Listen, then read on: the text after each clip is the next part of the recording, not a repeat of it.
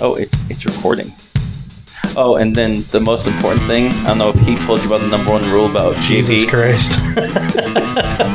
Did you fill him in about JP? Not yet. Not yet? Okay, good. We'll fill you in later. Okay. Okay. So I just gotta wonder until then? Just wonder. Okay. Just think dinosaurs. I don't even know what you... Oh, yeah. Good Lord. Rob's going to punch you in the gut already. Seriously. All right. Welcome again to another episode of the Untitled Car Project. I'm your host, Jeremy Molt. Grant Gonzalez. And Ian Fike. And tonight we have a very, very special guest, my homie, Monya Martushev. Thanks How's for coming it going? in. Yeah. Hello. Appreciate you guys having me here. Yeah, thanks for coming in. Just wanted to say Rob is out of town for this episode, so Good call. we wish he could be here, but hopefully the next one will be here. Yeah, man. Yeah. So, we've invited you on the show for a multitude of reasons. You're a very talented guy, Monya. But there's a few projects I really want to talk to you about tonight, man. One in particular, just kind of gloss over the Scion project that you had and how it started and where you're at with it. Yeah, so the Scion started Facebook Marketplace. I just finished doing a right-hand drive swap on a S13 coupe, and I was looking for parts, and then the full car popped up, and it was $1,500. And so I was like, called my buddy who was interested in the S13. I was like, hey, you want to buy my S13? He said, yeah, sure. And so right then and there, I messaged the dude. I'm like, hey, can you deliver that down from Seattle? And he's like, yeah, sure, I'll bring it. $300. I'm like, all right. What? Come bring it down. And like the next day, he drove it down on a trailer. So $1,800. I was figuring it was going to be a budget build. Definitely not a budget build. Well, you know, $20,000 a budget, too. Yeah, well, my initial budget was like $15,000, Yeah. Mm-hmm. but I blew that just on the drivetrain. Oh, Yeah. Wow. Unbelievable. But also, it was supposed to be the JZ that I had for the S13. I was just going to swap it in, Mhm. but when it showed up and I started measuring stuff out, I would like we live in Oregon. I didn't want to run no heat, Yeah. Yeah. and the engine was so close to the firewall where the heater core tubes come out. It was either going to be no heat or cut back the firewall and like box it in and modify the heater core. And I was like, I don't want to do that. So What kind of condition was it in when you got it for that money? it was completely totaled.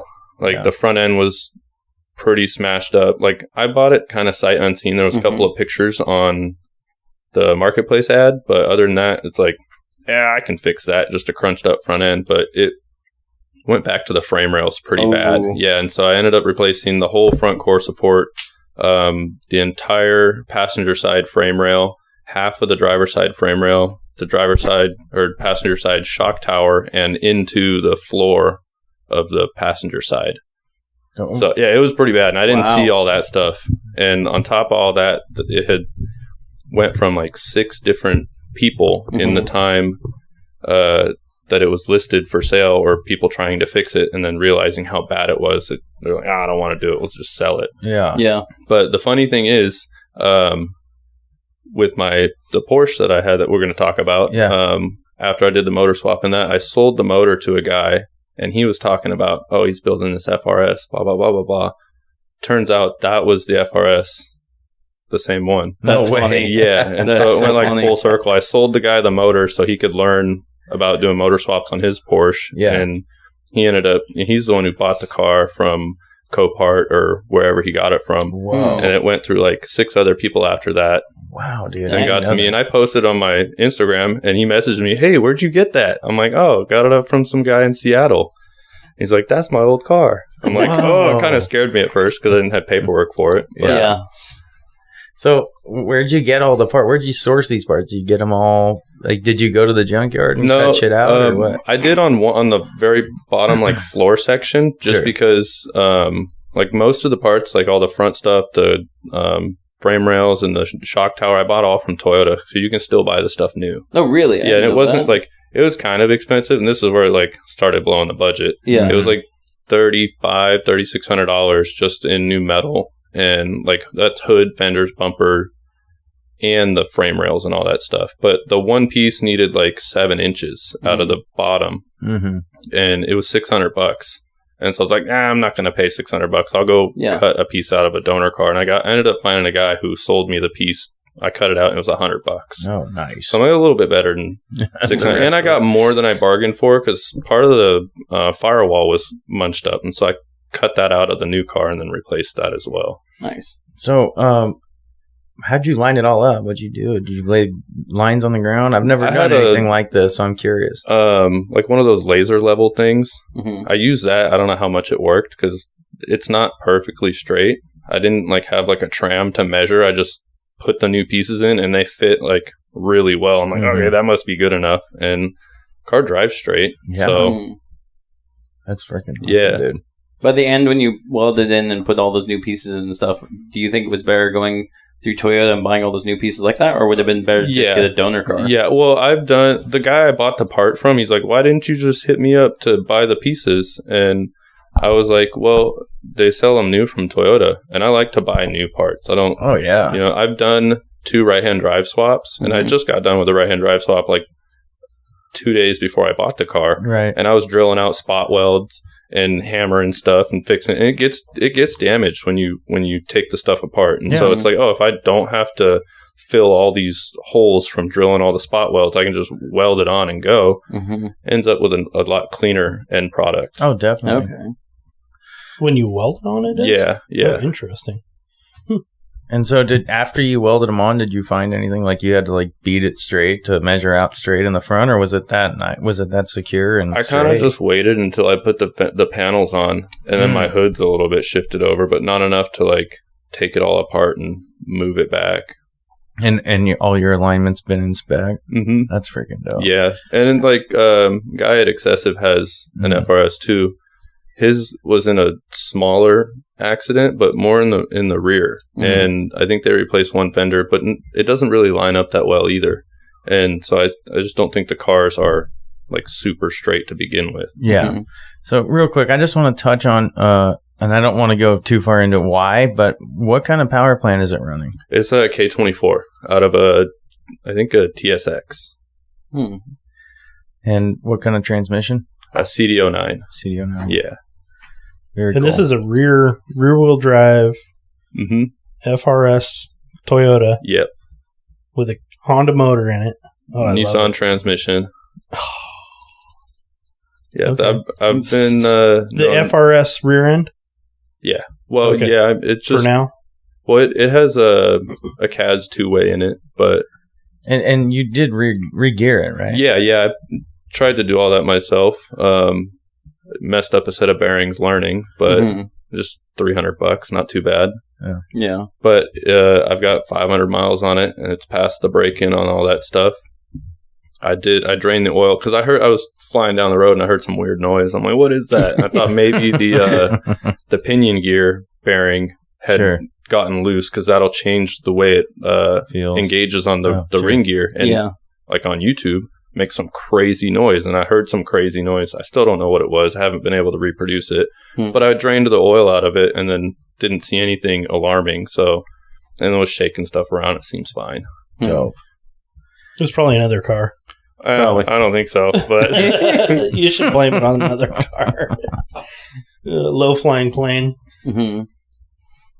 So I gotta know though, why did you put in a K24 in it rather than just keeping like the flat fork? Because well, it never came with a motor. Hold on. I wanted to touch on this later. Okay. Sorry, that's why I said why. Well, hold off on the why. You know me, I'm always excited. I know. We'll get there. Dude. Okay, so you're looking at the next line. Yeah. Learning to drive. Did you learn from family? So yes and no.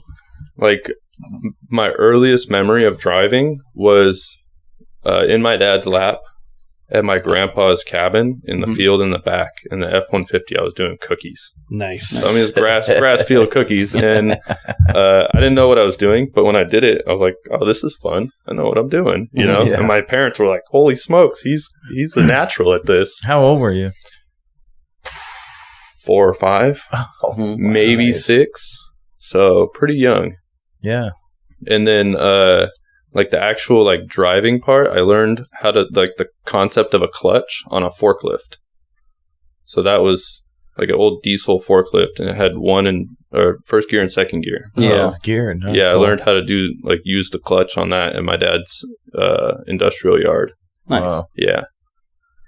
Freaking awesome, dude. And then like the actual driving on the road part, my mom tried to teach me. It was a little scary though, because I was pulling out of the driveway and another car was coming by. It's like I totally had the room, but my mom was, freaking out. So she screamed at me, "Stop!" And I hit the gas instead of the brake and like went up the curb a little bit. I stopped the car before it went down the little hill, but yeah. Oh gosh. yeah. Dude, I got a great story for my first driving experience. Do it. What do you got? My dad, we were out hunting one day.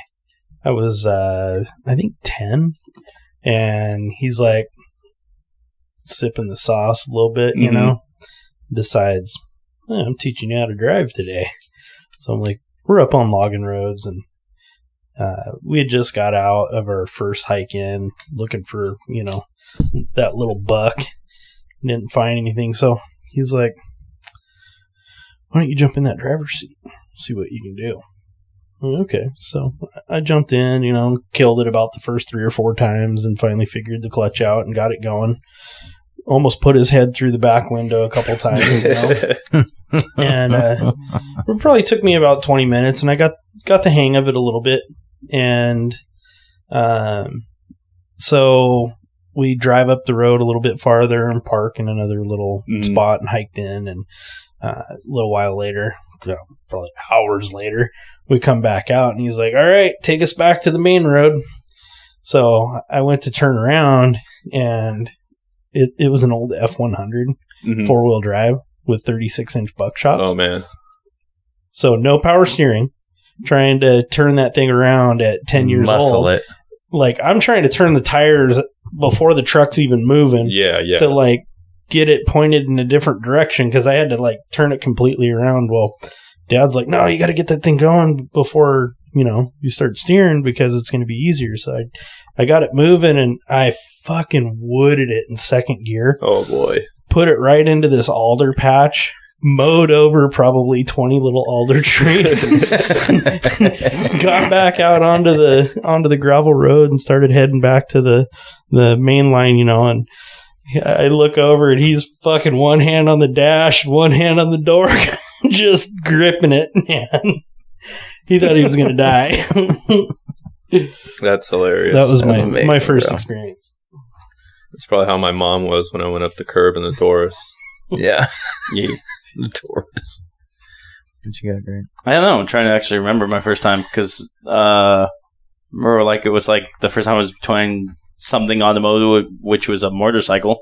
Yeah. Oh, really? But, yeah, I think I learned on motorcycles before I actually learned on actual, like, cars, because I am Boy Scout, so I wasn't driving bikes? until I was like 16. So like dirt bikes. So dirt bikes, yeah. So it was just playing around in grandma's house. We got I think it was the neighbors or my dad. No, old man bought us a couple driving around. And when you're like 10 years old and have something that goes fast and doesn't realize physics, I remember going up a hill at like full speed. I'm like, this is fun. Ended up in a rose bush and then had my leg caught between the back wheel with the throttle full. And I'm like, I'm going to lose my leg right now. It will not stop. I mean, if we're going motorcycles, I was really first automotive experience, I suppose. Yeah, I went from like, go-karts, scooters, motorcycles, all that stuff before I was driving. So, oh, yeah, for sure. So we've all been there. I think the only other thing other than that is close is like probably when I've been like 4 and 6, I'd be running backhoes, but like really slow, like like construction equipment and doing that, but nothing crazy. Turtle gear. Yeah, exactly. My first experience in an automobile, an actual 4-wheel one, was I was probably 13 or 14 years old, and my dad and my Uncle George were getting slammed and drunk as shit. So they were like, hey, and my Uncle George has a Austin Healey Sprite. He still has it. And I'd never driven a car in general. And it was a 4-speed manual. And they're like, hey, drive us to the store.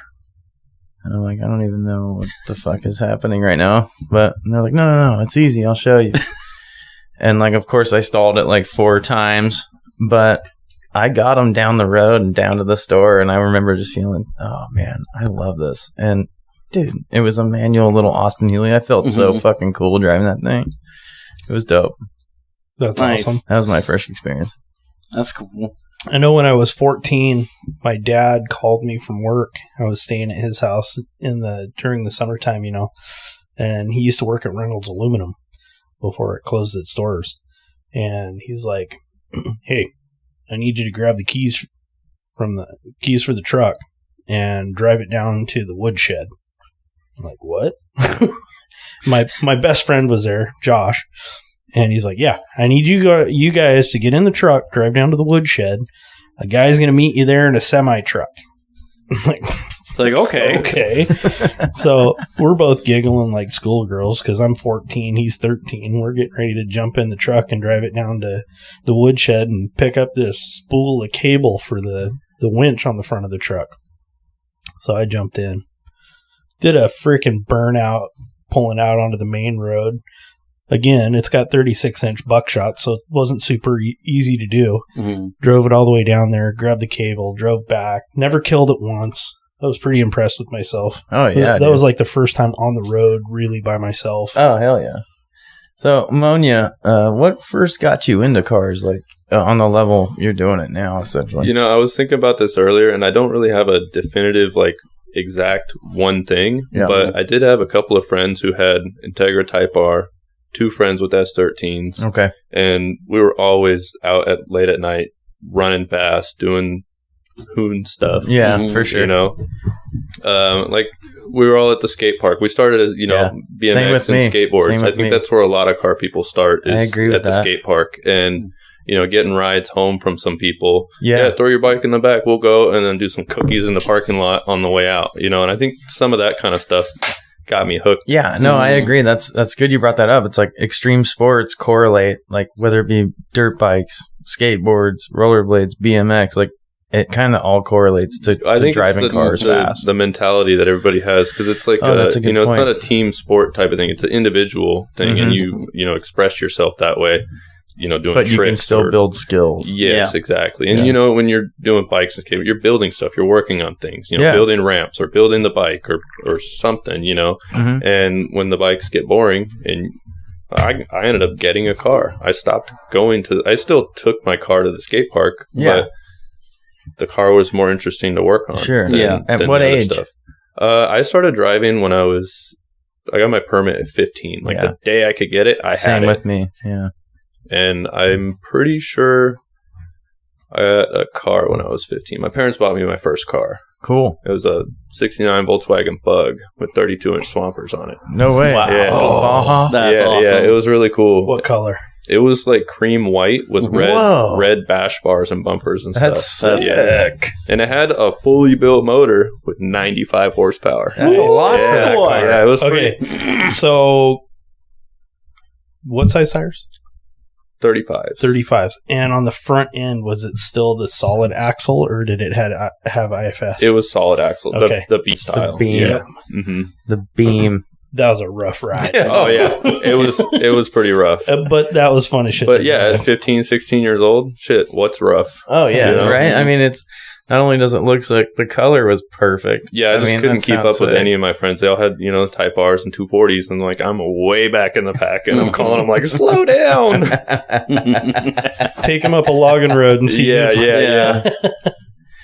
So, I wanted to touch on something that you've mentioned to me before.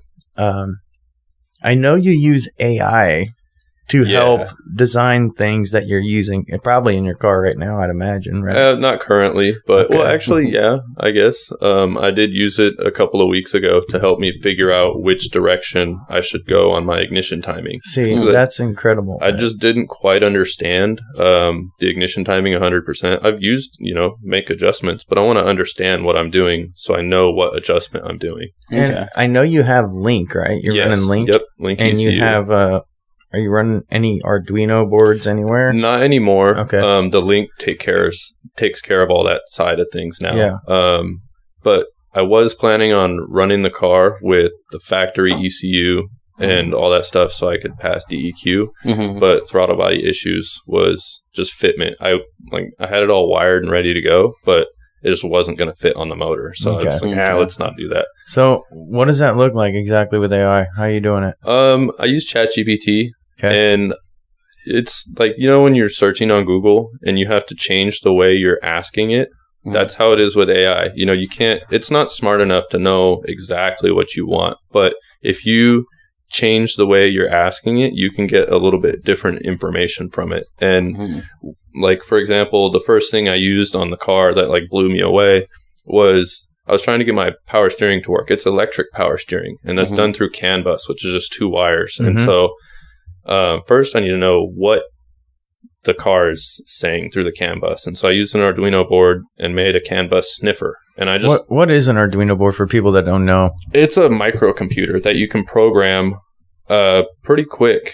Copy. There's a lot of code online that you can copy and paste, and then you can make little side projects. And like a Raspberry Pi kind of? It's a simpler Raspberry Pi. Raspberry Pi is like a full size or full desktop computer capabilities. The Arduino is like a tenth of that, but it still is very powerful. Okay. But you just would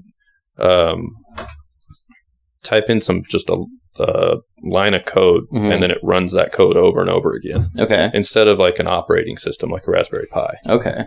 So on ChatGPT, I'll ask it like, hey, I want to make a CAN bus sniffer using this type of board. And it goes, okay, here we go. And then starts writing out the code. Like, I can't write code. I've made a website video game thing. It's like a Pokemon style game. Sure. But it took me like 3 months to get it working. I was like, that's a waste of time. And so ChatGPT will do that in 30 seconds. I just handed Ian something Arduino like this. Board. This is Arduino, right? Yeah. That's what I thought. And, I remember seeing it at your house, Monya. And I remember you telling me, like, when you first started this, like, you asked it a certain question. They're like, what else do you, I need more information. Now that you've been doing this and programmed a few of these, do you feel it's, like, possible for somebody to make their own ECU at this point?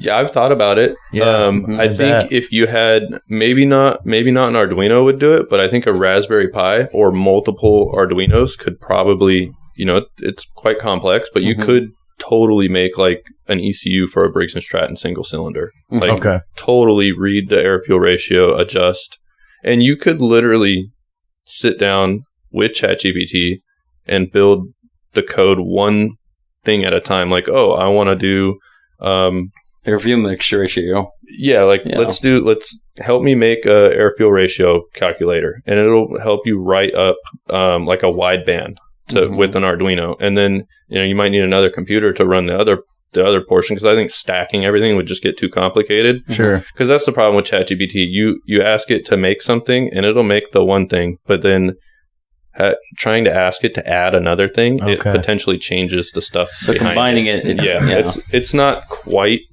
I mean, I was using the free version. Maybe the paid version might be able to do it a little better. That's the other thing is that, the more years go on, the more technology evolves. Like, exactly. Wait until we get the next version, and then, we get smarter where it can do that. Yeah. Yeah, and I was thinking about that because, you're probably, at the time, you may be using 3.5 or 3.0 or something. It was 3.0, yeah. It was 3.0, okay. So now there's 4.0, right? Yeah. And they're talking about dropping 5 here in a few months, and it's like, I imagine it could probably do that. It probably could. And then you got to wonder, it's like, with people like as interested and, as smart as you, it's like, where's it going to be at 5? Where's the limit? Exactly, yeah.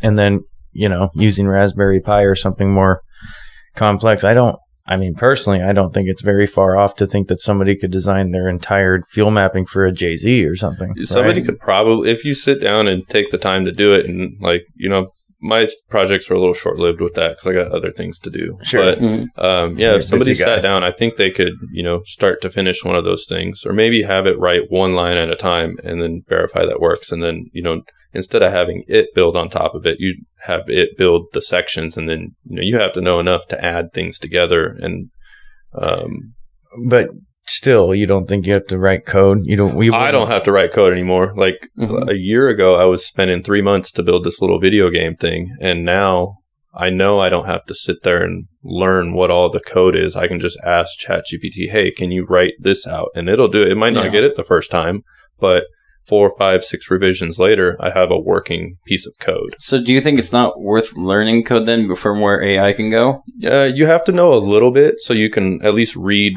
what it's putting out to know whether or not it's going to work. I mean, you obviously test it, but you need to be able to compile it properly. And so you have to know enough to be able to use it like that. Mm-hmm. And I remember you asking it in front of me one time.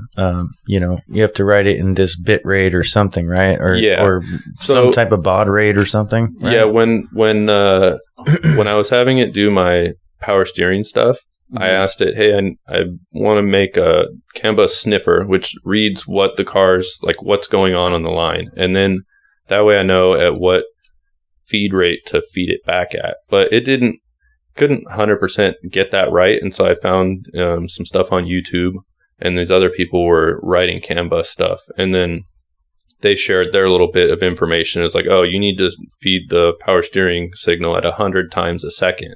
And so ChatGPT wrote the like emulator to inject the code, and then I told it, 100 times a second. Mm-hmm. Like, you need to do this hexadecimal at 100 times a second. And then it did that. And with the power steering, it was 3 revisions. And I plugged it in, and my power steering worked. Wow. And I was so blown away. That's cool. Me too. I'm geeking out over here. Dude, that's amazing. Like, so the only reason I bought that Arduino board is because I wanted to learn how to program it from base level up. Right. So I didn't get very far into it. It's kind of difficult. I built this computer sitting here to do that. Yeah. On top of be able to, record podcasts and stuff like that. So that thing right there is why this computer is actually done. That's next on my list. When I was in college, I got to learn how to program the Motorola HC11. I don't even know what that is. That is, it's all low level programming. So it was it was all in hexadecimal. Yeah, so it's like Commodore 64 level. A little higher level than that. It's like Apple II level. I don't know. Okay, probably similar. Okay, so basically, I had to learn how to write the code for it in hexadecimal, and my final project for that class, I wrote a program that simulated candle flicker for a Halloween pumpkin. Well, that's cool. Even with ChatGPT, that's a little bit difficult. Is it? Yeah. I did that on my own. Yeah, I couldn't do that. No. I can ask ChatGPT to do it, and then I can, make some small revisions. But I have some of my metal art robot, and I wanted to have the light kind of light up as you walked by to make it like kind of look alive or have some life to it. And I got one of these Arduino kits that had a motion sensor, some LEDs and stuff, pretty simple kit off of Amazon. Yeah. And it still took me like 3 days just to get the light to flicker like a candle. Wow. And so. And you're telling me you did it all by hand, code writing? I did it by hand, figured out how to do it. I read an article in Nuts and Bolts where a guy had written a similar code, and it actually had the code in there for how he did it with a PIC chip. Totally different program. Sure. But some of the concepts worked. So I borrowed the concept of how he actually made it flicker. And then it was interesting. So the final for this project, there were a couple rules that the instructor wanted us to do. The board had to take a signal in. The board had to output a signal, and the board had to push and pull memory. So the push and pull was my candle flicker. Yeah. The output was that push and pull to the LED. Wow. And the input was I had a switch that I could switch from simulated candle flicker to solid. Okay. Or off. So then what'd you use the memory for? To just have a random generator to say how much voltage goes out? So I had to put in the random generator for the push and pull how long that LED would stay on or be off. So it was mostly random code that I plugged into there. Yeah. And it would, the LED would stay on for like 500 milliseconds, off for, half a millisecond or, 100 milliseconds. Yeah. And back on for, 300. And I did that, I don't know, probably 15 times in and out. So, yeah, I mean, I know for a fact writing code is super nuts. I mean, I have friends that did it, went to school for it for years, and, they're still somewhat involved in it, but it's kind of been the consensus, like, it's going away because of AI. Yeah, well, I don't think not all of it, yeah, not all the nuance and everything. It might not be going away, but people aren't having to physically write the code. Right. Yeah. So now it's just revisions, right? I feel like the people that are in there right now, they're there to do a checks and balances to make sure that, code's going in the right way, or, if there's a hiccup, they can edit that. And it's going to be interesting because the more and more we go down, that will be fully automated and replaced by, Yeah, like that's one thing that's, I had to know a little bit. So if I ask it something and it keeps making the mistake over and over again, then I'll know, like, oh, it needs to do this. I'll go and write that in manually. Yeah. But sometimes I don't know what that is and I have to go search for it. And that's where I like using the AI for the majority of it. Is it take me 4 or 5 hours to figure out a line of code that's, 14 characters long. Like, what does that mean? How does that work? Wow. Yeah. Or instead of having to, take the 4 or 5 hours to figure that out, ChatGPT will do it, and then I can continue on with my project. Sure. Damn. So you can make things happen while it's doing it, or at least figuring out a version to try it. Yeah, or I can just get back to the rest of the project, because usually code project is a small portion of the larger project. And if you're doing actual fabrication and building. Yeah. And so if I don't have to sit there for 4 or 5 hours and figure out what this line means, then I can get back to building the stuff. And so it's makes the moving along a lot faster. So I got one more question on AI. Do you think that it is the future of tuning or at least garage builds? It will eventually be, yeah. I how think fast? So. How soon? Whatever. Link already has an auto tuning function in the software, but you got to be like either most likely on a dyno to use it properly. Yeah. But you can set an RPM, and then once the box is like, I tried it on the street. It's just really hard to keep the same load on the street versus on a dyno. On a dyno, you can like put the brake on the dyno to load up the engine, and then hold an RPM. And then once it's in that box for a certain amount of time, takes a certain amount of samples, it reads the O2, it will adjust it and change it to what it's supposed to be. So that's kind of AI. Yeah, it is. But I think in the next like 4 or 5 years, they'll probably have something that is, you just go drive the car and it will completely, not everything tune, but at least air fuel ratio. To just go drive around and it'll self-adjust. And not blow shit up. Yeah, they do have like, self-tuning stuff already, but, I don't think it's the safest thing, because you have, for example, the oxygen sensor, that is a wear item. If you're relying on that to get your air fuel ratio, and then the computer is constantly changing it as your sensor wears out, it's not reading correctly, and then your ECU would be adjusting to that. Compensating. Yeah. And then that could be, that could go wrong pretty quick if your input is incorrect, and then it's making adjustments based off of that input. Yeah. So I think maybe sense. So you want to set it, use it to a point, and then set it, and don't have it do any more AI. Yeah. Well, I don't know. If you have it where it can be modifying, that could be also a helpful thing. Like, especially if you're trying to make more horsepower, whatever. Like for reliability, you're saying, like, if it constantly sees that, this has become the normal, and where it's really a problem in adjustment, that could be detrimental. Yeah. But if it's like, hey, now you're taking samples and showing, well, you're making less power here and here and adjusting itself, that makes it better in the long run. So I know Haltech has a like safety feature, and I don't think it's in my personal opinion, I don't think it's the safest thing. I was watching a video, these guys had a fuel pump issue. They had like 3 fuel pumps in the car. One of them was dying, and their computer saw that the air fuel ratio wasn't, adequate. So it kept adding more fuel, but it's like their fuel pump was dying. Me personally, if my fuel pump is dying, I want my ECU to say, hey, stop running the car. That's what I was go say. Fix your car.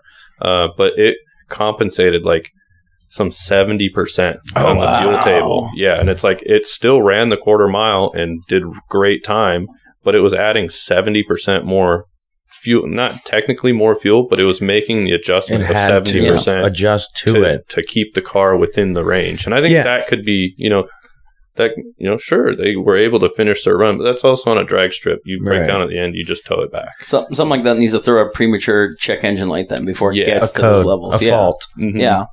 Yeah, that's a good point, Grant. Yeah. I think for sure that it's like I think it'll probably be there in the next 3 to 4 years, like you were saying, Monya.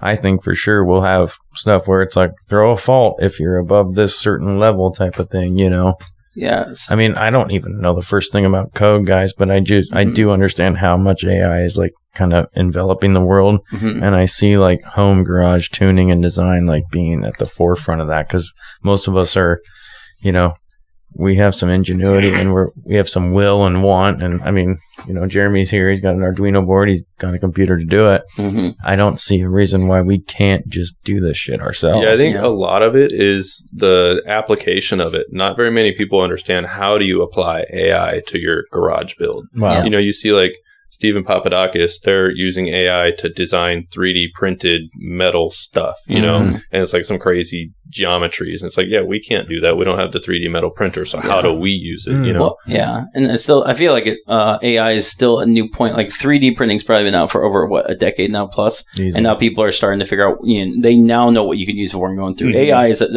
not at the very beginning, but we're at the beginning of it where people are like, oh, this can be used for this. This can be used for that. Like mass adoption. Yeah, exactly. And that'll give a lot more ideas.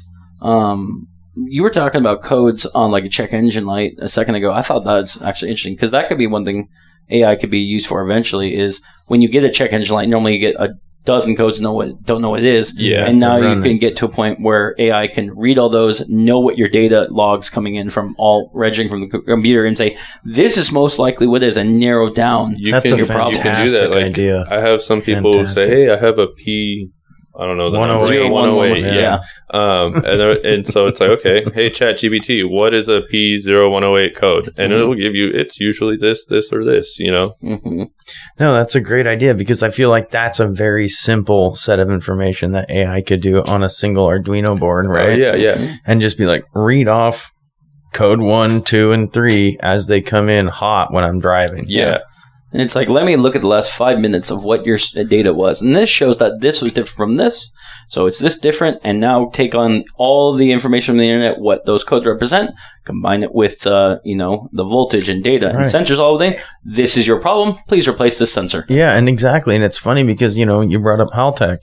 It's like the guy running the Haltech, triple pumps, like he probably could have got a similar output, right? Because they're still faults. They're just fault codes. Yeah. So running a single Arduino board could give them real-time faults of what's happening when you're running. Just thinking about it, it wouldn't be that difficult. You get an OBD plug, wire it to the Arduino, and say, hey, ChatGPT, read all the codes coming. You could actually get live stream information that's running through the CAN bus system to the Arduino. And then, maybe installing the ChatGPT on the Arduino. I don't think we're at that point yet. Sure. But when we get there, or you could have the laptop plugged in with ChatGPT going and then say, hey, read everything coming off of my engine. And if it's, if you see coolant temp above 190, let me know. How hard would you think that would be to put on a Arduino? You were saying how hard it was to just get a few things going with your FRS, but how hard would it be to do that? So if you were just to try to have the Arduino give you a check engine light, say your car check engine light is broken. Mm-hmm. You could say, hey, ChatGPT, can you help me write an Arduino code to turn this LED on if any CELs pop up on the CAN bus system? Mm-hmm. 5 minutes. Okay. Mm-hmm. Very quick. You wouldn't have to write the code. You might want to understand what it's writing, or have to have a car that already has a check engine light to be able to test it. Yeah. To know that it's working or not. But it would not take long.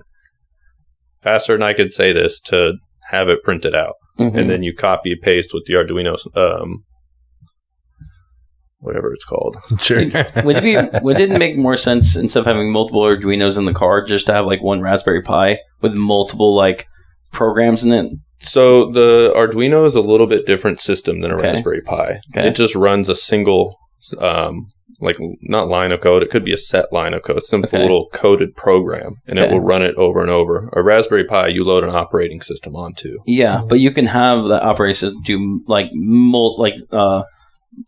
multiple functions with it then. Yeah. So like if you were to say, I understand if you were having an Arduino doing like one specific system for your car, like for the power steering, Mhm. but if you were doing something like, say, we were saying having code coming for and then check engine code, which all of data comes in from it, Yeah. would that make more sense having a Raspberry Pi that now is taking all in data for codes? It's running through AI for that. Not necessarily.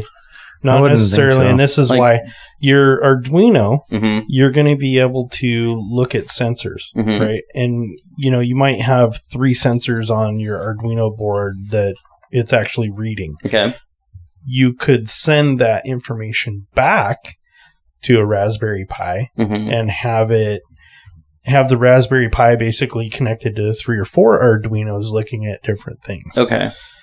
So it's like having the brain connected to hands then. Yeah, I don't okay. think your Raspberry Pi is going to look at the information the same way, but the Arduino, I believe, is going to be able to translate that information and send it back to like a different program on the Raspberry Pi. So, I think you mentioned this, Monya. It's a CAN bus system, right? Yeah, Like most- Arduino? Well, Or it can use it at you least? can use it. Like I use for my particular projects, I use one called CAN Bed, and Okay. it's an Arduino that has a CAN bus bridge Yeah. emulator. I'm not Okay. sure what it's called, but it has the CAN bus portion built in, so you can just wire it to a CAN bus and then use the Arduino with it live. Okay. Okay. And so it can at least read off of what's coming in from the CAN system, Yeah. like codes. And it also like it something. works as a regular Arduino, but if you were just to have a regular Arduino, you'd have to have the little CAN bus system and then wire that to it so you could read the CAN bus. Got Like it. Arduino is very basic, and then like you're saying, you can add the sensors to it, and it's basically the sensors built into it. Whoa. Okay, Damn. so it's super capable. Yeah, another thing that I used it for is on my buddy's car is I did a whole chassis harness for him, and it's the IS300. You're familiar with that. I am. But Yes, we sir. took out the whole multiplex system, so his fuel gauge stuff didn't work. Mhm. So Mine I had doesn't either. the Arduino is reading the resistance on the fuel sending unit, Whoa. and then we have a digital dash which runs off a CAN bus, and the car and the ECU is Link reads CAN bus too. Mm-hmm. So we ended up reading the fuel gauge, and then asked ChatGPT, hey, turn these values of resistance into 1 through 10.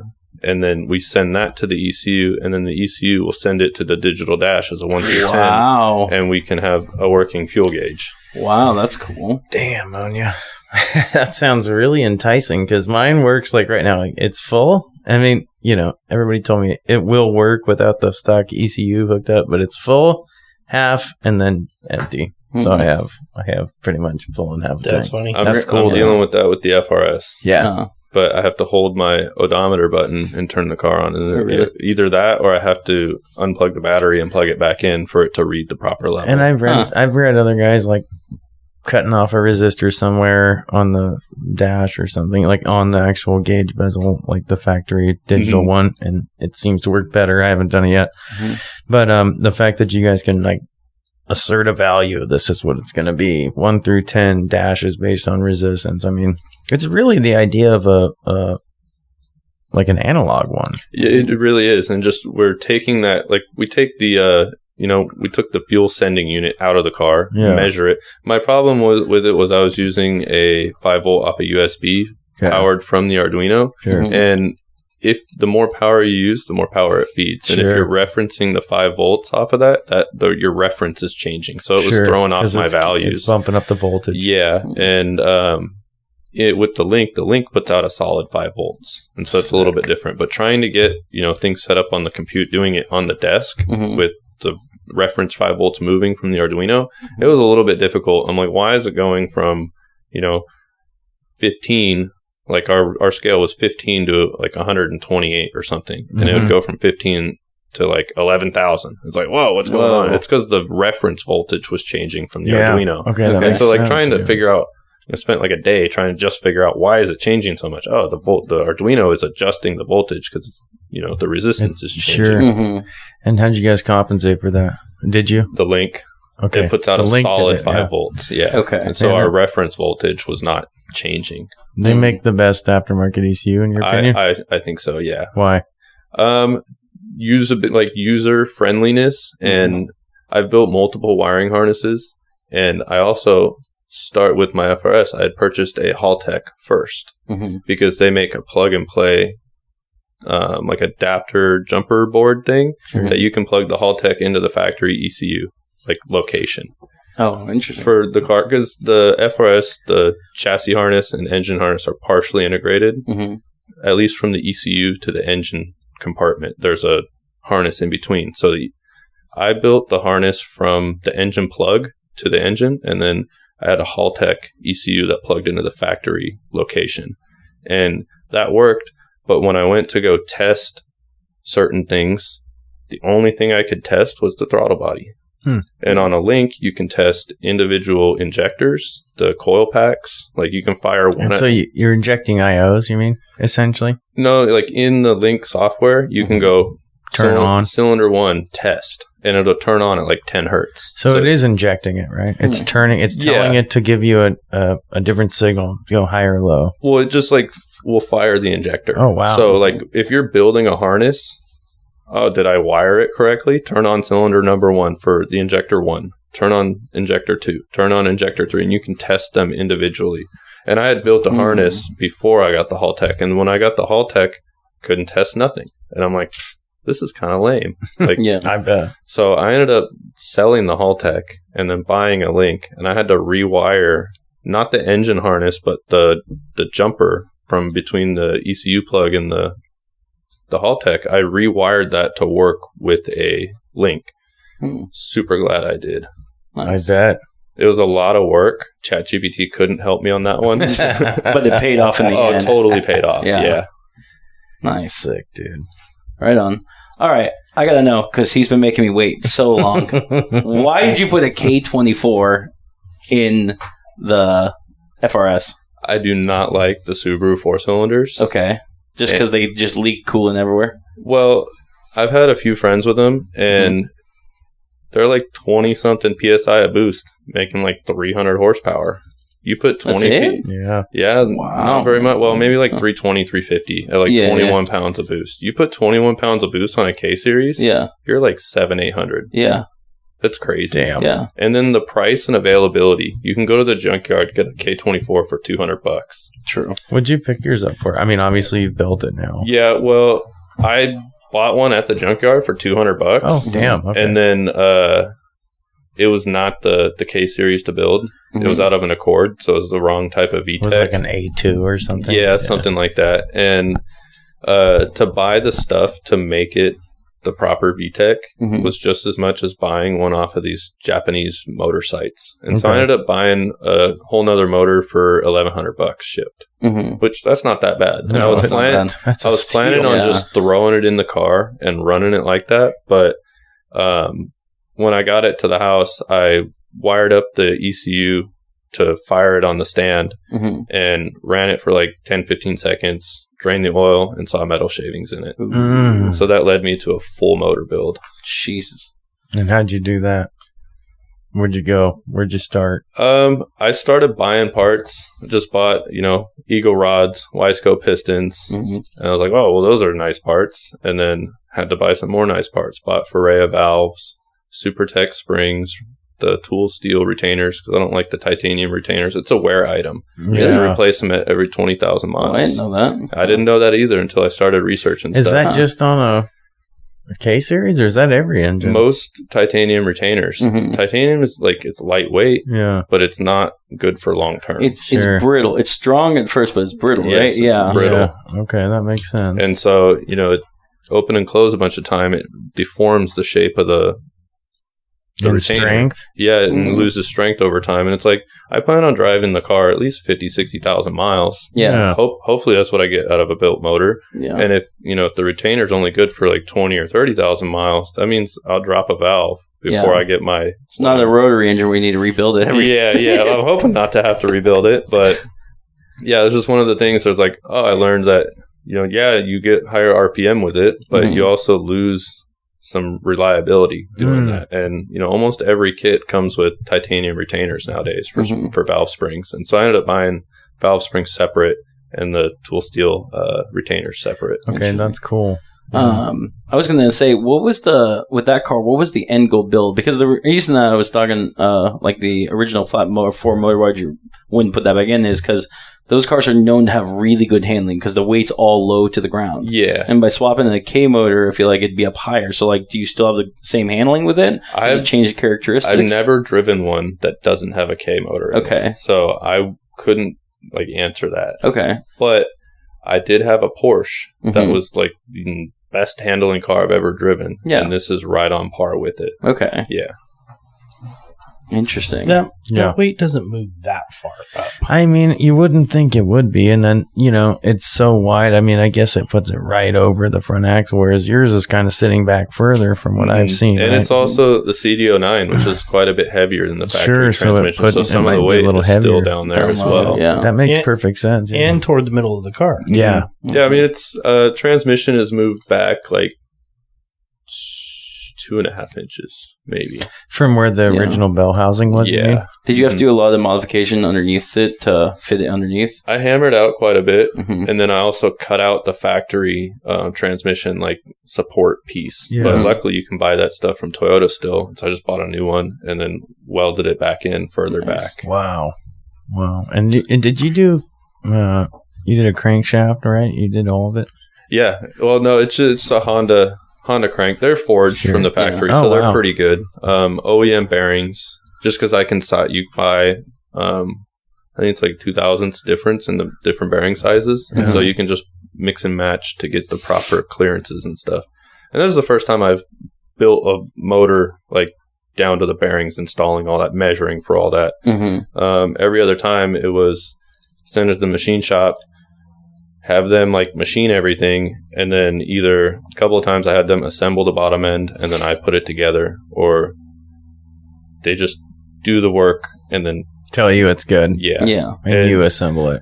Yeah. And then, you got to trust that they're going to do the right job. And my old machine shop, MMB Cylinder Heads, the guy retired. And ever since then, I've had trouble finding a reputable machine shop. And the place I took the K to was not a reputable machine. I mean, people told me, hey, this is where we take our Honda motors, but I'll never take my stuff back there. Yeah. Why is that? And you don't need to get into specifics or who. I'm just curious. I paid them to clean it, and they did not get cleaned. Got it. Yeah. Still sludgy. They didn't. They didn't hot tank it. No, they didn't do anything.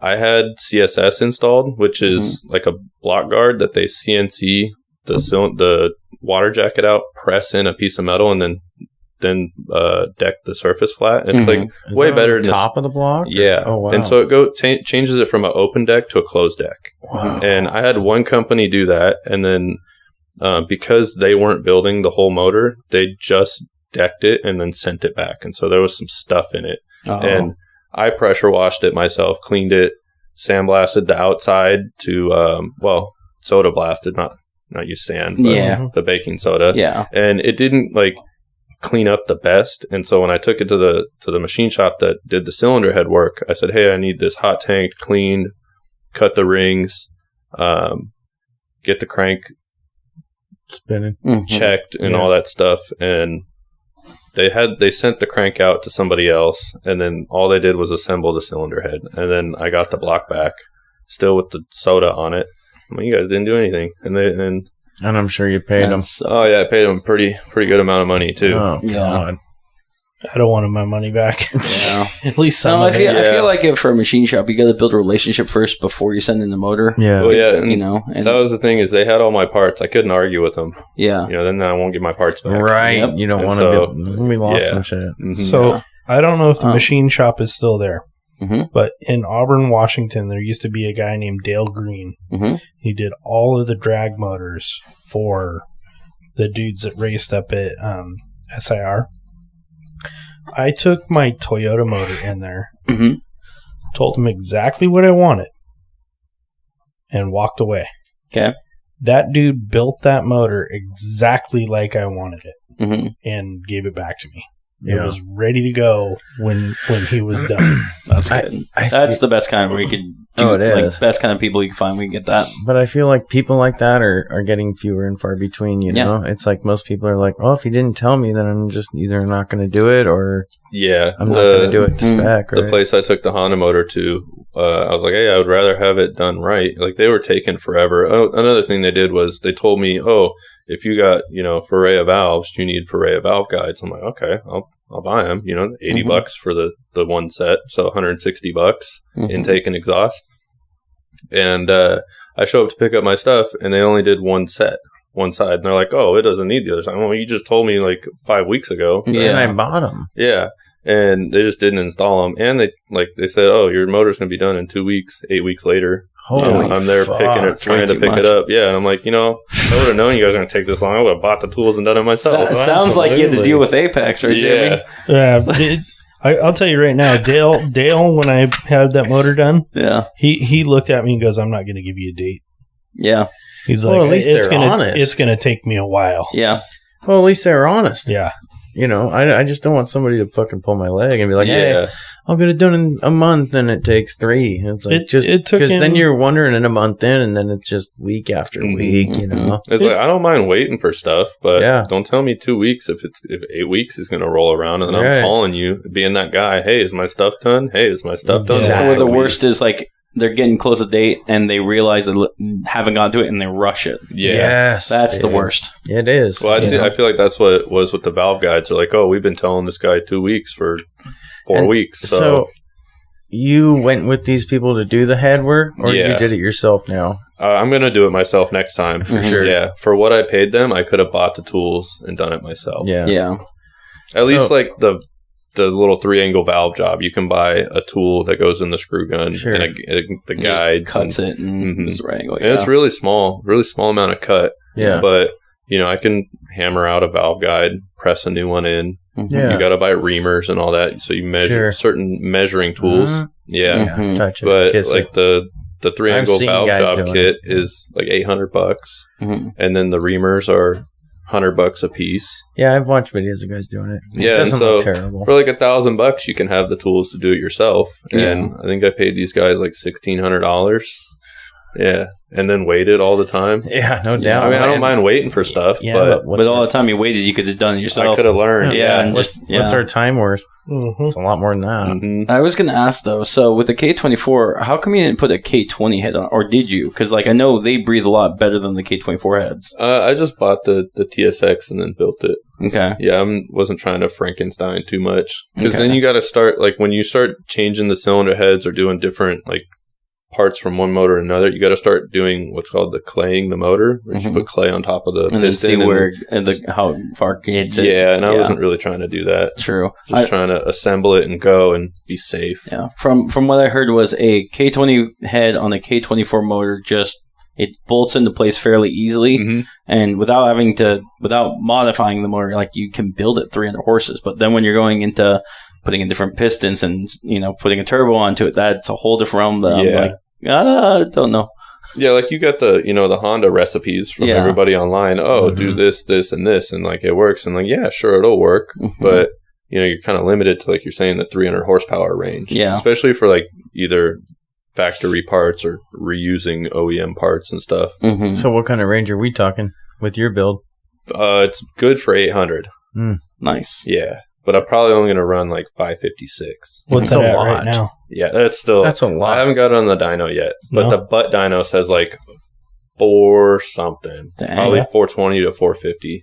Okay. Because it's on 12 pounds right now, and on YouTube, a lot of these Honda guys running 12 pounds are from 430 to 480 on the dyno. So Dang. I'm saying it's probably within that range. Yeah. Yeah, and you've done some obviously street tuning, and Yeah. enough to know not to blow shit up. Yeah, keep the timing safe. Yeah, And that's where ChatGPT comes in again. no is doubt. I was trying to understand like, what's a safe amount of timing? Why, like what makes timing safe? And when you change, and I was asking it, hey, what's, from this motor to this motor, what's the difference in timing? Mhm. Because I was trying to figure out, from a because I got lower compression pistons than the standard TSX. And so it's like, what's the difference from high compression timing to low compression timing? And the more pressurized the air fuel ratio mix, the faster it burns. Whoa. And so ChatGPT, answered that for me. I'm like, okay, so I can run a lower or a higher timing value because I'm lower compression. I'm getting more compression with the turbo, but it gives me a range to be in. It won't tell you, oh, you can be at 15 degrees of timing. It's not going to do that. It's going to blow your shit up doing that. But at least, answers the question so I understand a little better so I can make a better guess on the timing. Mm-hmm. Wow, dude. That's freaking fascinating. That was probably the last time I used it. And that was like 2 weeks ago. Damn, Dang. dude. Yeah. All right, you guys want to take a quick break for me? Sure. Please? Yeah. Okay. Cool. This is where we edit out. And we're back. So, as I was saying on the break, when I build this ultimate adventure rig, I really want to build the back in a specific way, right? I want the dogs behind me.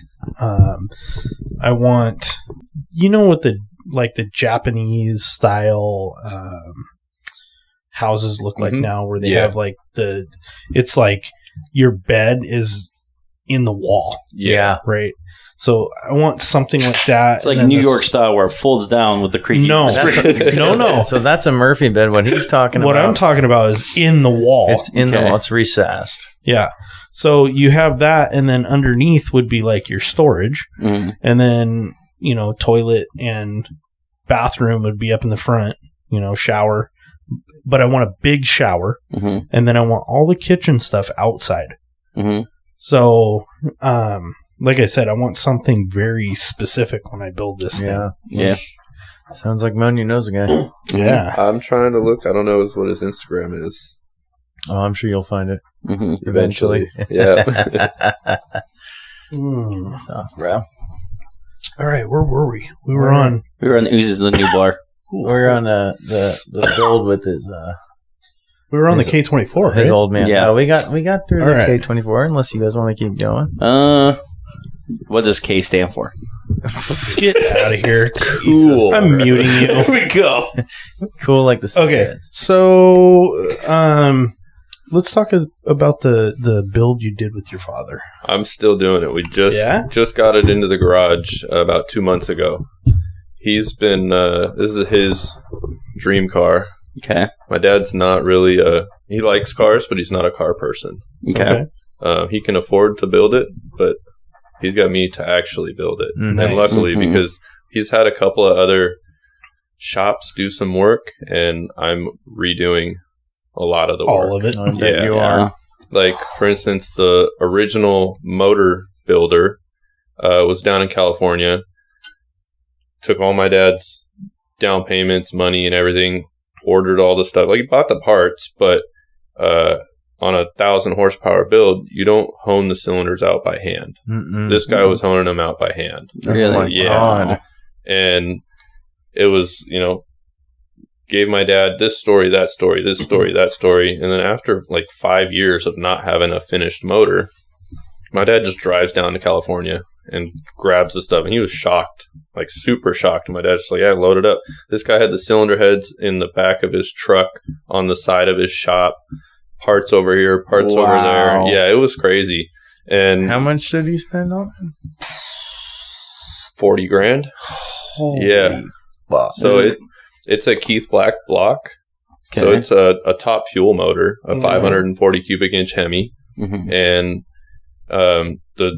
when we got it back, we had PSI do some work on it, and that's how they found out it was being bored out by hand, because the cylinder wall is buried. Hourglass. Wow. Mhm. And so we ended up sending the block back to the manufacturer, having them re-sleeve it. But we also were like, yeah, why don't you guys assemble the bottom end? So they assembled the entire rotating assembly.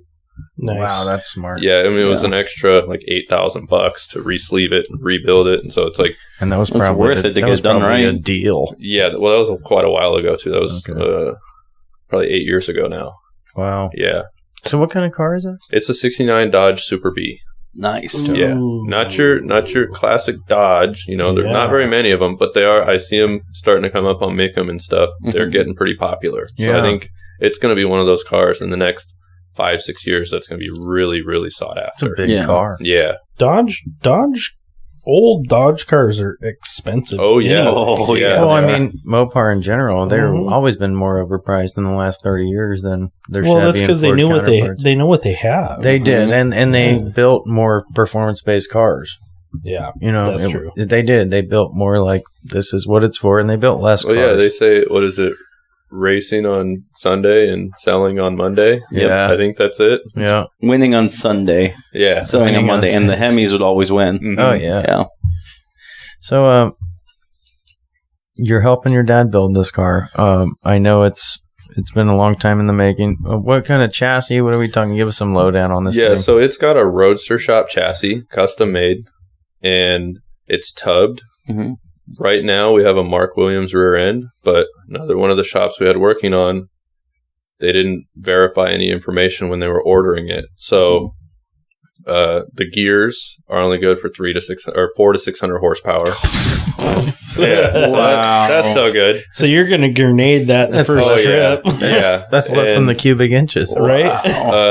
the diff is a True Track diff, which the manufacturer said, only good for 800. It's like, well, what are we doing here? So I ended up, contacting the manufacturer again to see if we could upgrade to what's called a floating axle, which where the bearings are on the housing, because this just has flanged axles. And Old school. yeah, and the guys that ordered it, they don't do race cars. They Right. do your street rods and cruisers and stuff. So I'm thinking, and they don't use the internet, and so I just think They're just not- old school. Yeah, they're old school, and they're not aware of what's out now. Yeah. And Yeah. we plan on running the car, so we want to do the airport half-mile runs with it. So Damn. yeah, and I don't want a wheel coming off at 180 miles an hour, so it's going to have to get a floating axle rear end. And so we contacted the company to see if we could. It's a modular rear end, so you'd think, just pop off the bells, put new bells on it, and then start going. It's like, no, that's not how it works. And talking with that company just over email, they left a sour taste in my mouth. And so I'm like, I don't even want to send them any money. And we were ready to spend like $15,000 on a new rear end. I'll Yeah. bet. That's what it takes. Yep. And ended up contacting another company called Strange Engineering. Mhm. Super nice people. And talked to them on the phone. They're like, yeah, we're not going to sell you that because that won't work for what you're trying to do with it. So we have these other options that you can do. And I had to run through them with my dad because it's his car. I'm Yeah. like, oh, yeah, send it. That's what we need, But my dad wants it a certain way. And Of course. that's why we ended up buying that particular modular rear end. It looks great. Looks absolutely great under the car. But it's not going to handle It's not the power. practical. Yeah. Yeah. And so we're going to have to get a fabricated steel housing and then with floating axles and all the good stuff and the proper gear ratios and everything.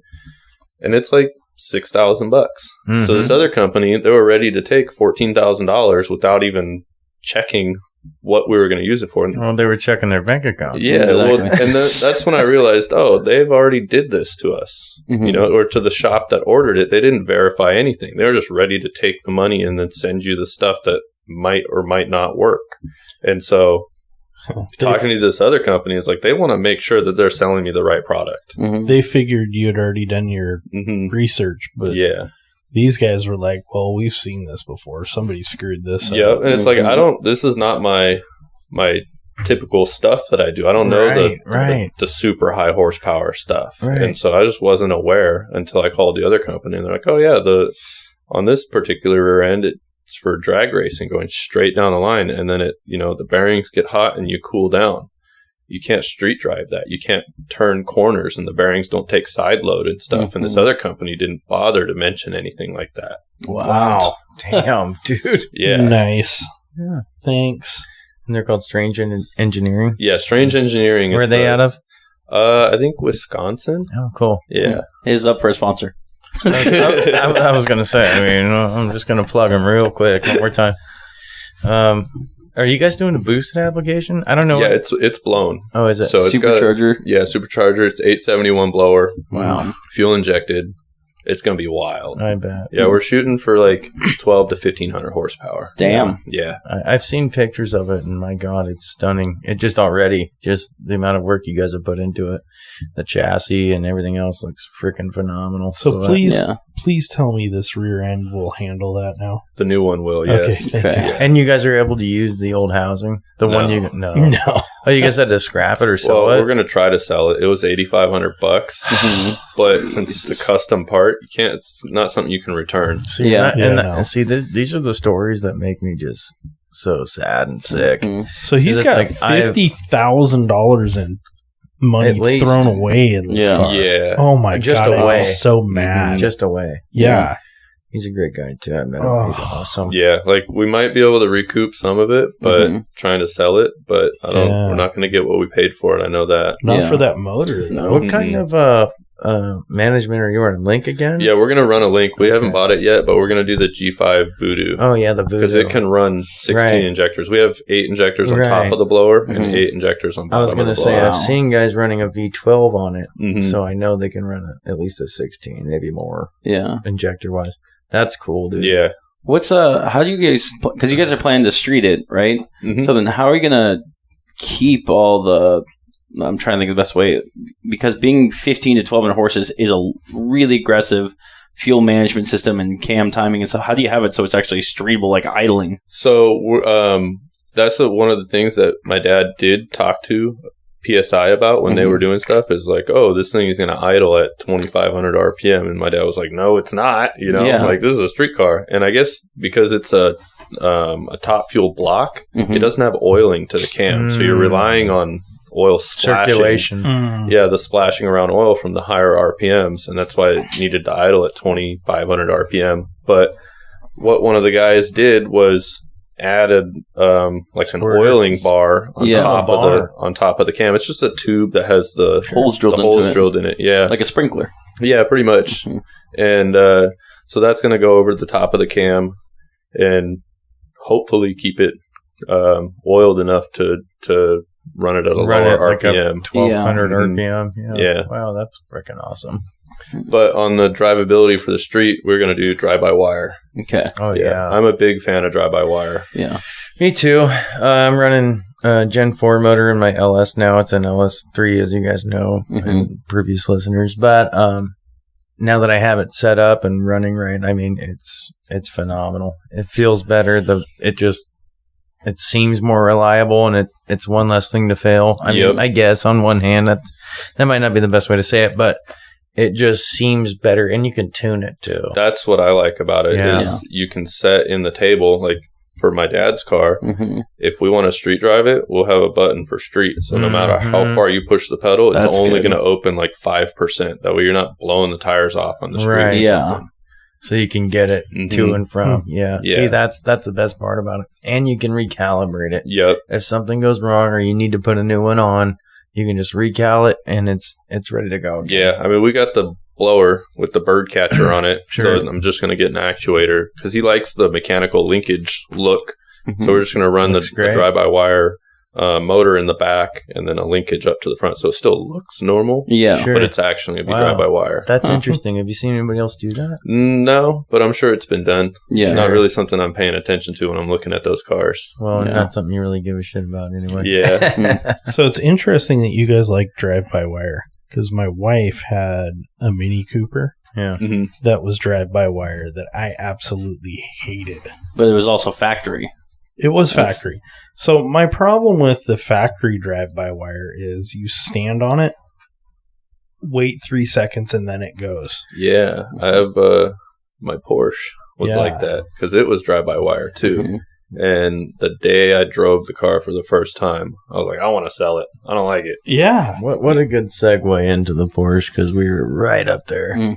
Tell us about this Porsche, Monya. Yeah, so the Porsche was a 2000 Boxster, and my intentions was to get out of drift car stuff because I was, daily drove a right-hand drive 1J S13 for 6 years. Wow. No heat, no power windows, no wipers. It was, living life on the edge. Yeah, it was not a fun car to drive, especially in Oregon.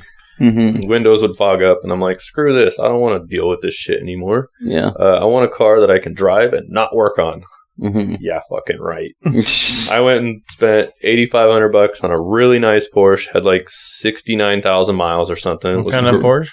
2000 Boxster. So like the convertible one. Mm-hmm. And it was garage kept for 10 years by some adults. So I thought it was a nice car. Yeah. But I get home, drive it for a couple weeks. Great. Do my first oil change on it. And then put the recommended oil in. Mm-hmm. Clack, clack, clack, clack, clack, clack, clack. They threw Oh my the God. sawdust in there, didn't they? They had like straight the Lucas 40 oil weight. stabilizer. Yeah. No Just way. solid that stuff to keep the engine Wow. quiet. Well, you bought it. Yeah. And it came at like, I was so chapped. 'Cause I I bet. paid at that point, like I thought I got a good deal, $8,500 for a really nice Porsche. That is not bad. No. But when the motors clapped, I way overpaid. Yeah. And so, looking at replacing the lifters, the timing chain stuff, and then there's these particular Porsches have an IMS bearing because Mhm. Porsche was trying to save money on the design, so they only designed one cylinder head, and they put the same cylinder head on the other side. So you have a cam Flip-flop. chain on the front and the Yeah. back, and Yep. then you got to have a shaft that connects the two. Mhm. And they didn't provide oiling to one of the bearings on that shaft, Oh, and so that's the IMS bearing, and it's the like Intermediate shaft, right? Mhm. Yeah. it's one of the biggest failure points in those Porsche motors. And Yeah. to do that, replace lifters, 5 timing chains, 5 timing chain tensioners. I was like, this is so expensive. I got to pay just as much. And it's like, I'm doing all the work myself. yeah. It's still just as much as I spent on the car for the parts to fix it. Wow. And so I was like, there's got to be something else. So I get on the internet. Audi 4.2 liter from an A8 luxury. It's V8, right? Yeah. Nice. Twin cam V8. Mm-hmm. I think it was a bunch of valves, like 5 valves per cylinder. So whatever that adds up to. Mhm. Bad motherfucker. Yeah. 40 valves. Yeah. It was Yeah. a high revving motor too. So Oh, wow. Like 7,000, 8,000 RPM? I think almost 8,000. I think Wow. Redline was 7,500. Okay. It screamed. And I had, 2.5 feet of exhaust because it was Mhm. mid-engine. And then Yeah. just straight to the headers to a little muffler and then right out the back. Mm-hmm. So you threw that in there. Yeah, so I was trying to buy a car to not work on it, end up V8 swapping it. Was it easy to adapt it? Because it's an Audi, and Audi's or Volkswagen owns Porsche. And Yeah, Audi, so like, it was quite easy because Porsche, again, trying to save money on the car. Mhm. The Porsche was about to go out of business. If they didn't Yep. make a affordable car, they were not going to make it. Yeah. And so they were using parts from cars that were already manufactured. Can I interject? So can I tell the story on that one? Yeah. So the Porsche Boxer was made, like you were saying, because the company was losing money to do that. And in order to build the Boxer cheaply, the entire front end from the seats forward is a 911. Identical. Parts Yeah. and everything for it. Everything behind that was designed new. So that's why, like, if you look behind the seats, there's, like, hooks on it for putting, like, your, not luggage, what's it called? Talking about the Suits Suit or whatever. rack. Yeah, Yeah, suit that's rack. still on there because they're all from the 911. Sure. And they figured that way they don't have to make another production line. It's all off the same line. Sure. Yeah. The body's not the same. No, so I've heard the same thing. The seats and everything from the front forward do actually match up, but they did change the body panels. Mhm. And I've seen 911 swapped front ends on Boxsters. That's kind of cool. Yeah. I don't know how easy it is, but I have seen it. Go ahead, Monya. Yeah, Yeah. so they were using parts from other cars that were already manufactured, and they Mhm. used a transaxle from a V6 Passat. Wow. Oh, Yeah. interesting. So the front-wheel drive, forward-facing Longitudinal. engine. You just flipped it around. Mhm. And well, actually, no, it's still from the back. Like Okay. the back of the car was where the back of the transmission was, but that was the same bolt pattern Mhm. as the Audi V8. Really? So it just So bolted you're up. telling me it was longitudinal too? Yeah. Wow. That's crazy. And all I had to do, I had no idea. there was a company, I forget who it was, this is quite a while ago, but they made a clutch kit for the V6 twin turbos. Mhm. Yeah, That the would- W12. Yeah, that used the Audi V8 clutch disc and pressure plate on the flywheel for the V6. And so it was like a perfect clutch combo to go from the V8 to the transmission. Mhm. And I had to go buy the little spacer from the V6 twin turbo, Okay. and then it bolted right up.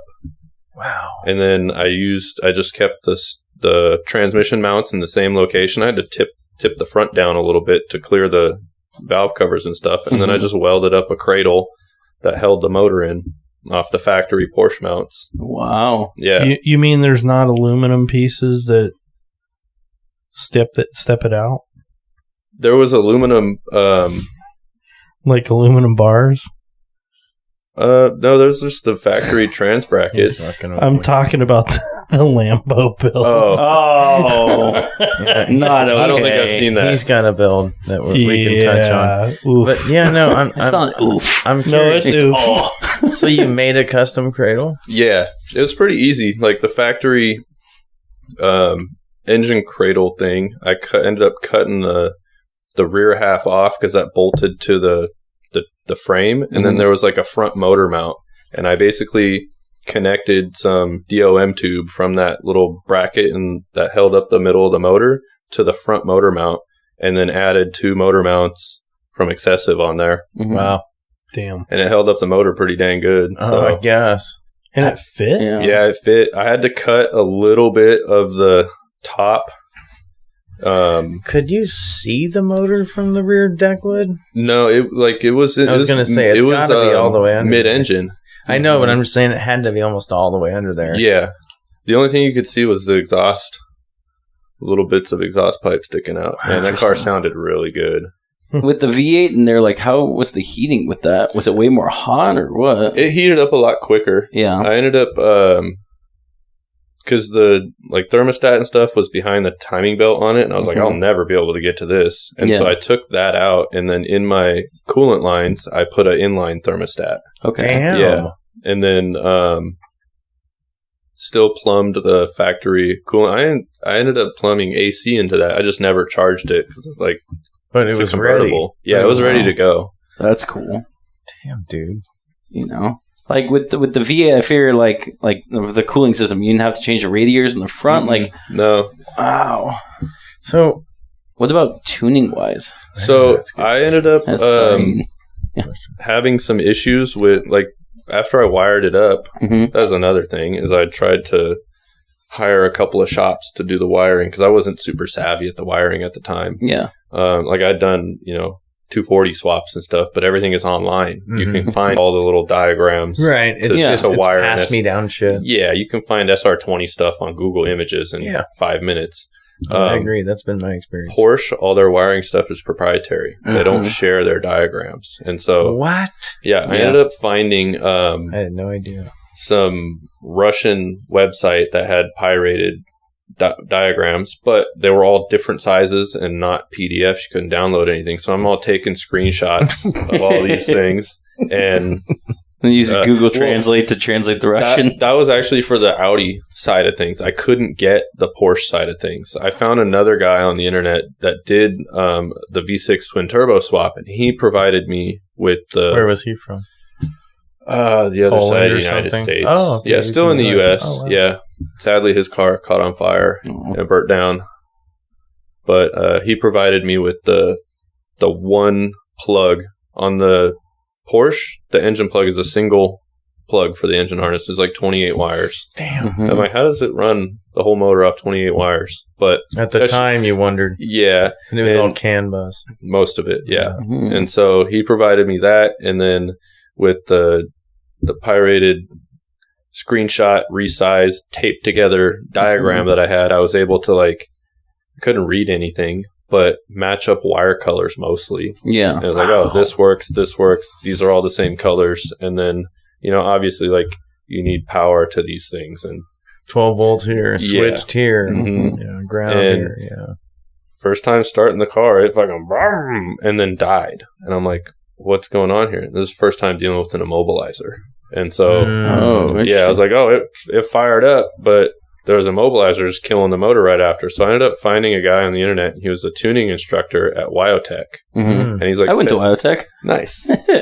Yeah, he was like, send me your ECU. I'll remove the Immobilizer. immobilizer out of it. And then I was also like messing with flashing new tunes on it and stuff. Yeah, flashing chips. And yeah, stuff. yeah. And so I sent the ECU out to him, and he sent it back demobilized, and then I installed it.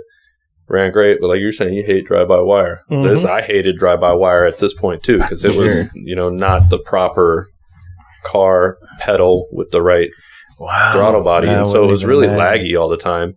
And I ended up putting an S8 tune on the ECU, and I fried one ECU. I bricked it in the process, touching the wrong dang, because you had to ground out a terminal on this little microprocessor, and I forgot to clip the ground onto the thing, and so I grounded the whole system through that thing and just fried it. And so I'm like, smoked it. Yeah, I messaged him. I'm like, hey, I got another ECU for you to demobilize. He's like, all right, cool. They were pretty cheap, like $40 on eBay. So, wow. Yeah, it's not. It's that's just bonkers. It was just an AA, nothing, nothing too crazy. You could find them at the time. And then it was $100 for his service, so $140 to get a new ECU, and then like a week. So it's like, whatever. Damn. But I just stopped. I was like, hey, can you put the S8 tune on it? And I'm not gonna mess with it. And he did. And one of the things I learned when I sold the car, the guy I sold it to messaged me back, hey, this thing's got way more power. I calibrated the throttle pedal and all that shit. I'm like, I don't care. How much power were you putting out by the end of it? The car said it made like 325. Oh wow. Oh, that's great. So, and then and I always said Porsche should have made it like this, but if they did, they would have never sold any of their 911s. No, in fact, they wouldn't. Exactly, because they just imagine a V8 911. A V8 mid-engine 911 is essentially any V8 Ferrari. Right. There you go. It was I would say the Porsche has been the 100% best stopping and cornering car I've ever driven. Could you do it again? I was thinking about Would you do it again? I was thinking about it the other day because I saw a Cayman driving, and I was like, would I do it again? Nah, I don't think I would. Just because access, that's half of the reason why I sold the car. Working on it, I had to pull the top back, do this, do that, just to get to the motor. Sure. I might have to hit you up for that because that sounds like a fun project. I like that idea. Well, maybe you won't, but can you give us some tips? Yeah. That sounds like the perfect car. Right? It was really fun. For a swap, I put 22,000 miles on it. Didn't have to touch it. Wow. Yeah, and so that was extremely enjoyable to just get in the car, piss off the neighbors leaving the neighborhood because it was loud. Yeah, I bet it was. My neighbors were like, "We do not like that car." I'm like, "Okay, good for you." Yeah. Were you did you look him in the eyes and go, "So"? They were moving, and I'm like, "Yeah, sorry, I like it." Jeremy, this is making me rethink the ghost car project. We might need to get a Porsche. Your fucking neighbor thinks I drive too fast, so yeah, dude, they think loud is fast. Dude, I was driving into Grant's house the other day, and before I even got into the house, his neighbor had called. Well, I was trying to pull in. He was coming out at the same time. I stopped and actually backed up onto the road to let him out. And then he calls Grant and tells him, "You need to slow down. You need to tell your friend to slow down." I wasn't fucking going that fast, first of all. And I'm coming off a 35-mile-an-hour road into a driveway. He was actually clipping coming out of that driveway. You know what's funny? Yeah, you find it a lot. Like old people or people that aren't ready for a loud noise. They're like, "You're speeding." It's like, no. The car's loud, but I'm not speeding. Don't get it twisted. My neighbor's not old, though. He's younger than Jeremy. Here's the thing. It might have looked like I was going fast, but I drive a big fucking truck. Yeah. He drives a Hyundai. So I would be afraid too if a fucking Ford F-250 was flying at me. Yeah, I live in an HOA. So you I got those neighbors. Yeah. And you guys kind of are off to a little hillside there, but I see what you're saying. And my garage faces 7 houses' backyards, and so if I'm in my garage, one time I figured out I could set 2-step. And so I was doing that in my driveway. Wow. And I've been in that house for 20 years and got my first HOA complaint. That's funny. I'll bet for setting the 2-step up. And then I had other neighbors. I was trying to tune my car to drive it up and down my street. And so I'm, driving back and forth and making adjustments. And one guy yells at me, "Slow down." And I'm like, I look at my dash, stop. I'm like, I'm not even going 20. He's like, oh.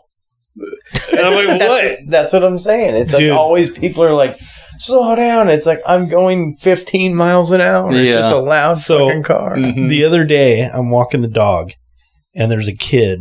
He rides his dirt bike down the hill, and he turns around and he's riding the dirt bike back up the hill. Yeah. So I'm like the cool old neighbor. I'm like watching this kid, you know. I watched him ride by going down the hill, and I watched him come back up the hill, and he gets back up to me, and I'm like, throttle it, dude, throttle it. Oh, of course. Yeah, I used to have a shifter cart. Oh, yeah. And I would rip that up and down my street. And I tell you what, I could do it once, and I had to put that shit away. Oh, yeah. Really? I tried it twice. The second time, every neighbor was outside of their house looking at what the fuck just drove by. On the phone. See, I'd be- on the phone. I'd be the neighbor like you. If you drove by the first time, I'm outside. The second time, I'm like, Yeah. and show that- me what that bitch will do. That thing would do 80 miles an hour up my street. Fuck yeah. It was fast. I believe it, dude. I feel like the spoiled rich kid right now because like I didn't do that until my adult years, but it's like, I'll just pull out a Ferrari and go down the street and rev it up and down. Dude, you have- Then we'll go back. I'll grab a Cobra. Let's go up and down. I need to show off to these kids are coming to the house. Well, I drove. I'm like, okay.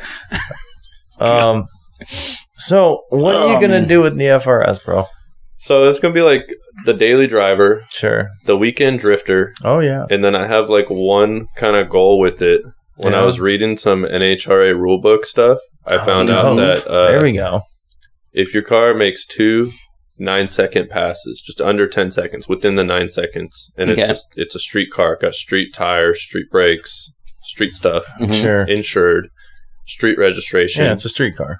You send in your 2 slips, they'll give you a little sticker. I don't know what it looks like, but it's only for fast cars. Okay. So I want Damn. this sticker. You're trying to flex. Yeah, a little bit. All right. Because All right. isn't it once you go below that or so, you need a parachute or something? I'm not sure. I didn't read past that. Okay. I thought they'll send me a sticker. That's probably the sticker says. Set the sticker and Wait. that's it. What's the pass? How fast? Just a 9 second. So I don't think you have to have a fucking. Well, when do you No, have to no, do a no. shoot for that? That's what I was asking. So I mean, under I'm sure under you need 12 a cage. Under Probably. 12 is a cage. So they actually updated the rules since the Hellcats are coming out with 1,000 horsepower from the factory, and people don't want to cut their $60,000 cars up. They updated Tough the rules. shit. Fuck you guys. Cage that bitch. I think 2016 and newer, as long as there's no modified firewall and you're all on street stuff, you can run And what year is yours? 2016. There you go. Yeah. All right. My bad. Yeah. So you can run, I think, Yeah. 135 over the line. Nice. Oh, my okay. God, on Yeah. 60. Or Well, what's a 135 or the 135? quarter. Yeah, the quarter. 135 is like. It's gotta be high. Low 11 and a 10s. half. check. Well, Low it depends. It depends on It how does. fast you get there. But right? generally, if you're 60 footers within a reasonable amount of time, you're talking about 10.5, 10.2, Yeah. something like that. Mhm. That's fucking quick, though. That's a Oh, fast that's car. like 135 in the quarter mile. Yeah. Well, I know his car's going to do it with the gear he has. I mean, it's just a matter of getting it tuned up. I know his car's going to at least probably, at 20 pounds of boost, he'll probably be in the 10s, no problem. I hope so. I'm Yeah. hoping it's just something 999. I'll Yeah. be okay with. No, I could see it. I just I mean, need 2 of those and I'll get my sticker. Based on your build, bro. I mean, I see you doing it. And then what? Yeah, that's it. Just get the sticker and move on to something else? My dad's car, yeah. You gotta get the Yeah. big golden We're gonna- sticker and then we're be like, gonna, good job. Build This is a a cage fast good car. for Yeah. 8.5 on my dad's car. Oh, yeah. So, I'm gonna laugh if that sticker just says +5 horsepower. yeah, that'd be funny. Dude, I'm going to make those that say +5 horsepower. Yeah. Untitled car project. Yeah. I think we need those. They're just gonna be everywhere on the Ghost Car Definitely. project to make it That'd be faster. Yeah, that'd be fucking awesome. Would you put one of those on if we gave I you one? totally would, yeah. +5 horsepower. This thing does 9. Yeah.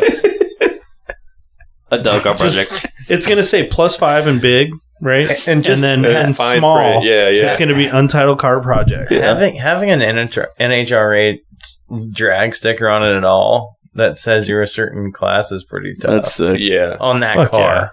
A street car, at least. It's a street car, yeah. Mhm. And it doesn't, it's unassuming, you know? Yeah, Mm-hmm. Dude, that's a sleeper.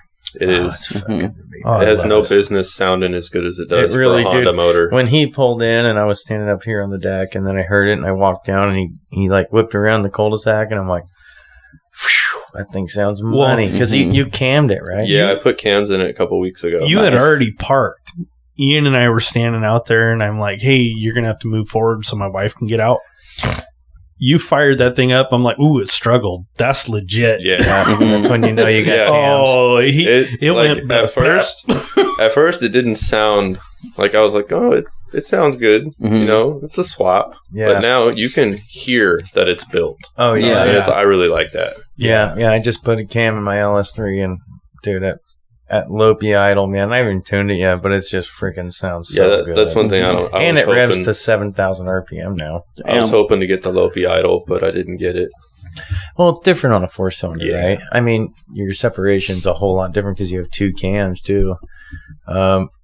But, yeah, I mean, I figure with the tune, you'll still be able to tune it how you want to sound. It'll sound different when you tune it, like on the dyno, right? Not at idle. Okay, not at 'Cause, idle. When I put the cams in originally, I went and drove, tried, made some small adjustments. I had to move VTEC up 1,000 RPM. Mm-hmm.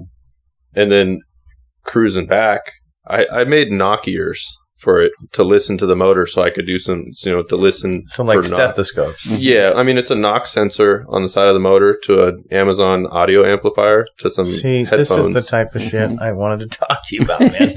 Who's doing that shit, man? That's And cool. Yeah. I put that on so it's like, because I'm, with the ignition timing, trying to figure that out. Yeah. I got to listen. I have the computer screen that shows little spikes and stuff, but I wasn't sure if it was the sound of VTEC locking the cams or locking the valve train together. I wasn't sure if that's what was the knock sensor was picking up or if it was actually picking up detonations. I'm like, $50, I'll make some knock ears. Yeah. All right. I got the Damn, most dude. important question of the night. If you say radio, I swear, Jeremy. Does a radio matter when you're driving the car? My 240 didn't have a radio. My Honda didn't have a radio. The Porsche had a radio. I mean, but you're not. If you're racing the Why car, does he is do your radio this? on? Hell no. Okay, so I will say that, and does this car has a radio, right? It does, yeah. Okay, so There we go. Perfect. The sickest, not the sickest, but a really, really fun drift car that I've been in before that I've sat just, shotgun in, had a badass stereo, and I can 10 out of 10 recommend a drift car with a stereo. There you and go. I'm talking, I get that. I'm talking I get the sub, the amp, all of it. 10 out of 10 recommend. Do I have one right now? No, I have stock stereo. It sounds like shit. I've never been a sub stereo guy because Mhm. it does not make the car go faster. No, of course not. I don't know about that one. It's not going to make it too much go slower anymore. No, because but they're it's gonna light make- now. Yeah, Yeah. but when you have the music going, your foot's going to be pushing more on gas, Have and you, that's have going you to make it go listened to fast. any of the shows before? No, I haven't. Oh my god. Okay. So Grant is all about the stereo and the music has to match the track. Oh, I agree. Yeah. So Rob and I both are like, That's so objective, bro. right? Like Rob and I are like, the stereo's off. Like when you're driving on the track, stereo. they'll go by and go, vroom, Yeah. vroom, I want to be able to and they'll hear go by and the- like, wah, boom. Jesus Christ. and you can hear his music outside. Yeah, Of the Yeah. So one of the things of like having the Porsche was when something's wrong, something's making some noise, Yeah. and you get on the forums, Mm-hmm. half of the 70% of the people say just turn the music up. I'm like, Yeah. I don't like that. Like, I want to know what's wrong with my car. I want to fix to this. live by. Yeah. Oh my god. You know what's funny too? It's like so good. so I wouldn't recommend it. Like if you're shaking down a car or like with autocross, based on what you guys have told me, I've Yeah. never even done autocross, But you're doing I've it soon. seen it. I'm You're gonna doing it do it. soon. I'm doing it. But what I've seen with it, it's just like less track time. Whereas with the drift car, it's like when you know the car's running killer and you're watching your dumb gauges, like you can literally just blast the stereo and have fun with it because you got the track down, new set of tires, you know how it feels. Whereas with, autocross and time attack, it's like you got to be on it. You want to be a little more focused. Of course, Grant doesn't give a shit. I do it by feel, sir. But see, that's what I'm saying. By feel, it's same with drifting, right? Like you're on throttle, you can feel, you can hear it, and you have a little more room to turn up the stereo because it's like your 50th lap of the day. Yeah, if your car's solid. If you're solid, that's what I'm saying. That's what I was getting at. Yeah. I mean, I drive a Ford. I wouldn't say solid, but I'd say it gets to point A to B squirrely. Yeah. Perfect. I think with my car now, I'm still getting used to all the new noises. Like the K24 vibrates like crazy. Factory, they have balance shafts on the oil pump. And to do rear-wheel drive, you have to remove those and put the Type S or Type R pump, whatever it is. But there's no balance shafts. So the vibration of the car is crazy. I'll bet. Putting the new cams in dampened down the vibration by like 40%. Wow. Yeah, but the valve train is a lot noisier. And so I'm all, listening out the window, and then when I did the other day when I was coming down the road, it made some crazy noise, and I was like, "What the hell is that?" And I had my knock ears on, so I couldn't differentiate where the noise was coming from. Ooh, I got a thing. You should call them your Mickey ears. The Mickey ears? Yeah, are they like big headphones? No, they're a little smaller than these ones. I mean, it's pretty badass. Right? So I changed your next question. Okay, Ian. Don't change it. I changed it. I didn't. It's not much. I just changed guest question to all question. Yeah. All question. Yeah. No, okay. I agree. I just wanted to start with Monya. Yeah, so we'll start with you. Favorite drivetrain? I'm going to go with rear-wheel drive. Why? No understeer when in power. Okay. I've driven some really fast Hondas, and when you're trying to corner and hit the gas out of the corner, you go straight because the wheels are spinning. Mm-hmm. I do not like that. Yeah, it's a lot going on. Yeah. And then all-wheel drive, things break. You can't clutch drop an all-wheel drive. Yeah, that's true. You can't clutch kick. You can once or twice maybe. Yeah, you can't kick it either. Yeah. Unless it's built to the hill. There you go. Or a Lambo. Expensive. A Lambo will fucking grenade too. Don't kid yourself. I mean, look at mine. It's already is. I mean, I know with the Lambo, like you can set it up to like use one paddle as something and you can clutch kick with it, right? You can like they used to make 6 speeds with all-wheel No, drives. they do. I'm just but they haven't made them since the Murcielago, so it's like now it's all. But you can like clutch dump, I guess now, like on track a little bit with the DCT or whatever it is. Yeah, but it is more expensive. Yeah. It's a lot more expensive. So the reason why I choose rear-wheel drive is very similar. So I believe that having front-wheel drive, you're steering, and if you're making good power anyway, and don't get me wrong, I want to preface with this, one of the fastest cars I've ever been in, actually the 2 fastest cars I've ever been in, one was a front-wheel drive Honda Civic, and one was an Evo 8. And that's cool. They both scared the shit out of me. I'll agree with that. Really? One of the fastest cars I've been in was Integra Type R. Yeah, the fastest car as far as feel and time that I've been in was a EG Civic. Are we talking like fast, Boosted. like in terms of like around the corner or fast in the straight line? In a straight line. This was a straight going line. fast. Yeah, it did an 8.3 second quarter mile. Yeah, and I was sitting passenger. In a 4-banger? Yeah, I don't know how banger. fast the Honda God, that is was. It was that I putting in. like 40 pounds of boost. It was an LS VTEC. It had the B18 head with a B6 or a B16 head on a B18 block, and it was fully built. With my buddy in Ohio, Chad. He's still a friend of mine. It was the fastest car I'd ever been in at the time, and still drag car fastest time I've ever been in. And dude, it was sick. But you're not going around a corner doing that. Like it still had torque steer. Like he was fighting it the whole time. Yeah, even when you're going straight, it wants to change lanes when you're spinning the tires like that, especially with that kind of power. I imagine all wheel would do better, and I see a lot of guys doing all wheel in the Hondas now, which is cool. But the fastest street car I've been in, like, was an Evo, and it was brutally fast, and it was shocking. But as far as Monya brought up some good points, it's expensive to maintain, it's expensive to build. You're gonna have, if you're putting steering where your power is going, you're gonna have more problems. Rear-wheel drive just kind of cleans all that up. You got power going to the rear. You got steering going to the front, and you can kind of fine tune in the feel much easier, much better. Yeah, and if you start to oversteer, you can start Power steering. out. You can start steering with the gas pedal. Yeah, steer with the to rear an extent. Yeah, for the most part. I think you can do that with any car, though. Grant, how about you? You go first, because I've got so many things No. going on this, Brian. I am not going first. I think it first off depends on where the engine's at. Okay. Because like if you have a front wheel drive with a mid-engine, rear-end engine, that's a really awkward trying to figure out how that would feel. See, that's why I wanted to go first. I love this answer. But I mean, for me, it's rear-wheel drive, but that's because most of everything I've driven, whether it's muscle cars, sports cars, mid-engine car, Italian cars, everything's been rear-wheel drive on that one. Yeah. I have driven all-wheel drive, and I've been around them, and I can pick that up fairly easy, I feel like. And front-wheel drive ones, the only run I've driven a little bit was Antonio's Focus. But I do see like the benefits of them going through on autocross and time trial, because you could put your power down while you're having your front wheels gripping and going. So like on a high horsepower one, I don't think it'd be great, but on like a low, sub 500 where you're getting grip and you put your foot onto it and pulls you through the corners, I could see that. Yeah, it's but beneficial. that's a lot for a front wheel. It is. It definitely is. Yeah. You're pushing it. Yeah. Even with an LSD. But I think rear wheel drive is, you can just throw the back end a lot more easier that way. You can. This is back with a front motor. Yes.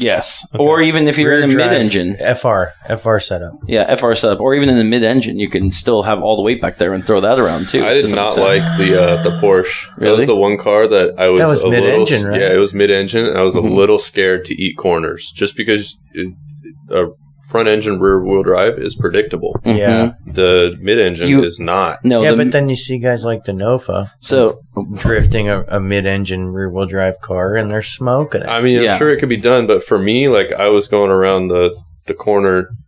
Sure. Up here, Up off Weir. Mhm. No, coming from Shoals Ferry. Yeah. Mhm. And up You here. talking about the roundabout? Roy Rogers.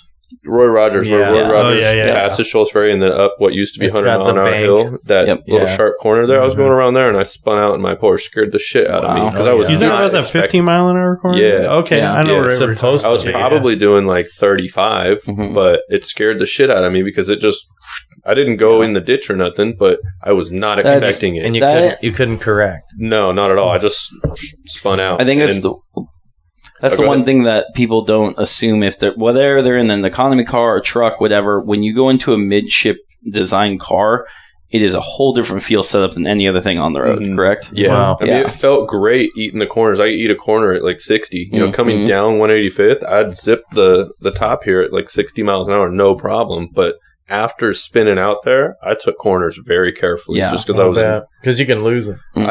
Like like front engine rear wheel drive is predictable. You can tell when it's about to start going. Yep. There was no goes. inclination that it was going to happen. It just Wow. did it and surprised the Yeah. shit out of me. Yeah, because with a mid-engine, to get the maximum speed out of it is entering a corner at the maximum speed. Once you're over the line, it spins. Mhm. But before that, you're then not going as fast as you can, because you can't really apply.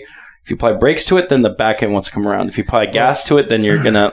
Depending on how you have the limited slip, if there is one, it'll either lock and drive you straight, or it'll help you steer through the rest of that corner. Well, I trust what you guys are saying. You guys have both driven many more midship locked up cars than I have. I've only driven maybe I had a MR2 with a limited slip. Mhm.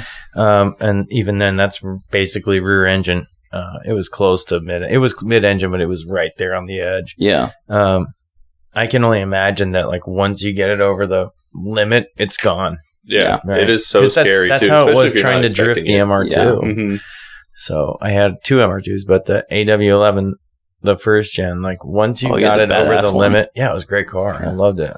I bought it for $1,200 in Beaverton, actually. Once you got it around and you weren't on throttle, it was over. Mhm. It was just gone. So I'd imagine that's how a Boxster feels with a fucking V8. Yeah. I've heard they push in the front end too. Oh, yeah, it was understeer city. Yeah. Understeer. Mhm. So my turn. Okay. I think it depends on the application. You're gonna say 4x4. No, well, I will go dirt. Okay, and it Okay. depends on the application. If I'm driving a truck, I want front rear. right? I want front motor, rear wheel drive all day long, right? Gravel, dirt, sand, whatever. Really? If I'm driving dirt in a car, I want all wheel drive and high horsepower. If I'm driving autocross, I prefer my all wheel drive over front rear or rear. Yeah. Rear. Right. Mm-hmm.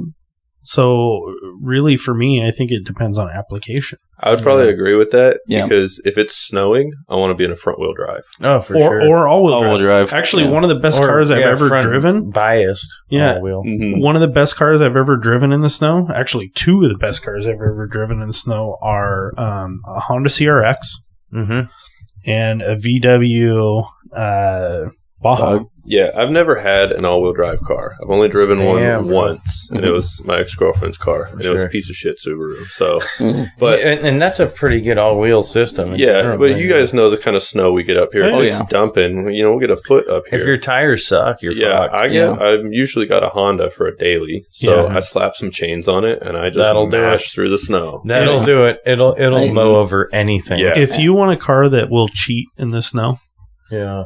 get a Lexus F Sport Yep. all-wheel drive. Yeah, 100%. You're That's what talking my about- wife drives. Dude, is that the FRC? The yeah, RC 350 F Sport Bro, you're does nothing but good in you're, the snow. you're in good Yeah. company because me and Monya, I know for sure, both love any Toyota Lexus. Yes. Especially, Mhm. especially when it's a big coupe and it's all-wheel. That car that my wife pulled out in, I swear to God, when I drove down to the grocery store for food when it was like 8 inches of snow out, Yeah. had no problem getting out of here. And she's on sport tires. Yeah. It had no problem getting out of here. I stood on it going down the hill. It jumped up to 70 miles an hour going doot, doot, doot, doot, doot, doot, doot. And then when I jammed on the brakes, it was like, oh no, it wanted to stop right now. I was super impressed by it. So one car that I've actually surprisingly been impressed by in the snow was Blake's IS300. Wow. Yeah, he put some studded selective tires. tires. Yeah. Yeah, and he Yeah, scared man. the shit out of me because he's just hauling ass. I'm like, you need to See, slow down. I don't know Nah, if I we're do good. that in mine. Yeah, yours might be a little more powerful, but he was just Yeah. he was NA2J, so Yeah, so that's perfect. 220 I'd do horsepower. it. I would have done it with the stock motor. Yeah. And in fact, most people are so convinced that rear wheel drive sucks, but in the snow, put some snow tires or studded tires on. It's Yeah. awesome. I It's used to awesome. rip my 240 with chains on the back, Yeah. and I like Taylor's Ferry. You guys know that road. Oh, yeah. It's pretty. I mean, I had to go up it backwards once, Yeah. but I still made it up. I will say, for when it snows, for having a rear-wheel drive car, it's kind of nice because we don't get like as much as say like Colorado or like some of the other states that get like huge amounts of like snow. Yeah. And when we do, it's only like maybe for a week. But having a rear-wheel drive car in this environment, It's ideal. it's ideal because you can also kind of baby like how the limit of where you lose the control of the back end. Yeah, yeah. It's not drifting full per se, because in being like super big trouble, but you can be like, okay, back end started to slip, let off the gas. Exactly. Yeah, or you You know. can do a little drift and be like, "Oh, it's snowy out. I don't have traction." Yeah, You know? exactly. Dude, I wouldn't even leave the driveway in your Mustang Well, if it was that's snowing. that's you a had- different. Okay, hang on. If you had snow tires? No. I wouldn't even try. I got a story. I have a story about that specifically. So this is like 8 years ago, okay? I had a friend who needed to go to the hospital. So I looked to the side, didn't think anything of it, didn't look at the weather, didn't know anything. Grabbed her, went to the hospital, and she was there, and she's like, oh, I'm going to be all good.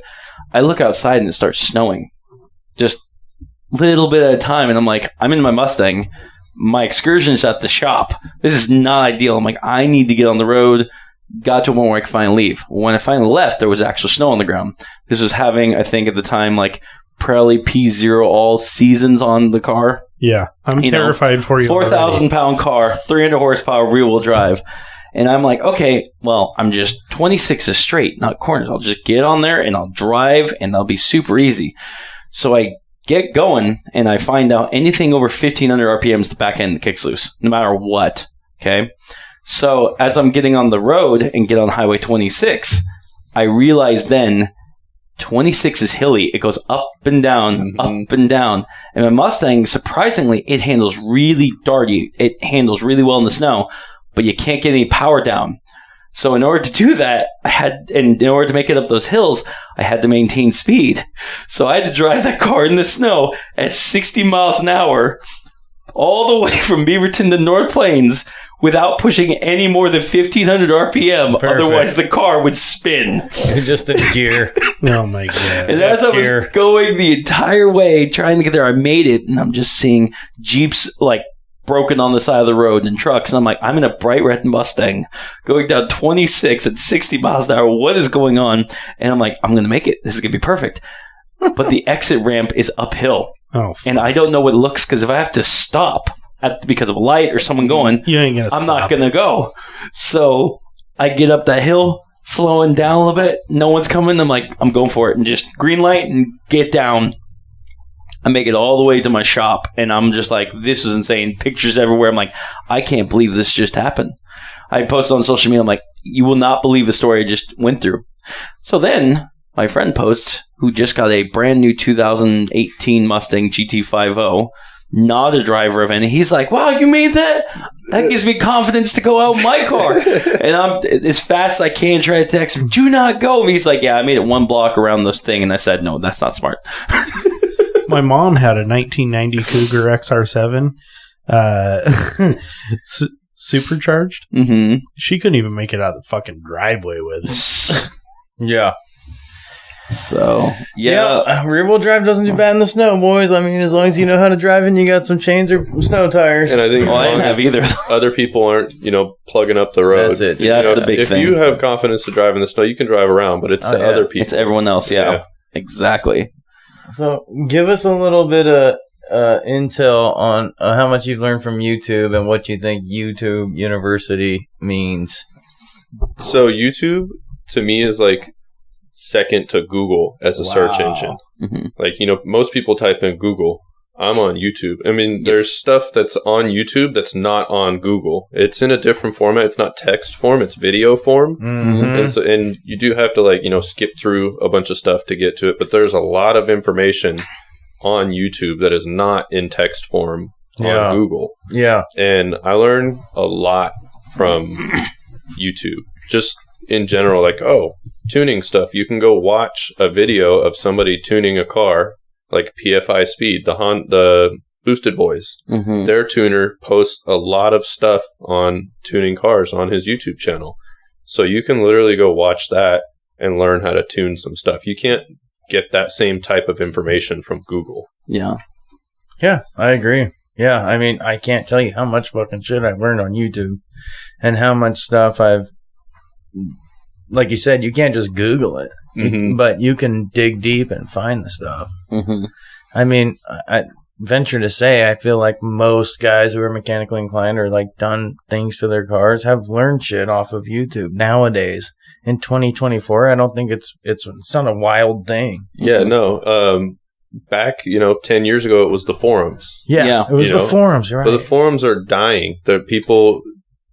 Nobody signs up. Yeah, nobody signs up. And half the stuff you find is either people arguing over something really stupid, or it's somebody trying to figure something out, and then there's no response after a certain point. And you go, that guy fixed his car because he's too busy out driving to be posting the response. I was going to say, forums, I think, still have a purpose, though, because there's people who aren't visual learners. Yeah. And them to read it and kind of, visualize it or interpret it that way is what that Google searches and just forms and good for still. Well, I think nowadays how everybody's on the cell phone, taking in videos and TikTok and YouTube and everything, a lot more people are absorbing information through video. It's also a lazier way to learn. You don't have to read. You can just watch and listen. You can also multitask. You can do one thing and then listen to another. I do that all the time. I agree. Yeah. And it's almost like a podcast. Mm-hmm. You can just listen to half the shit. You don't have to watch it. No, you don't have to watch it, which is nice. But I will say what Monya said. It's you can get in and find your perfect problem and shit you're dealing with on your chassis or car or whatever engine, and then nobody responds. And it's from 2018 and you're fucked. Yeah. Because they're not going to respond. They're, Gmail is gone or whoever, you know.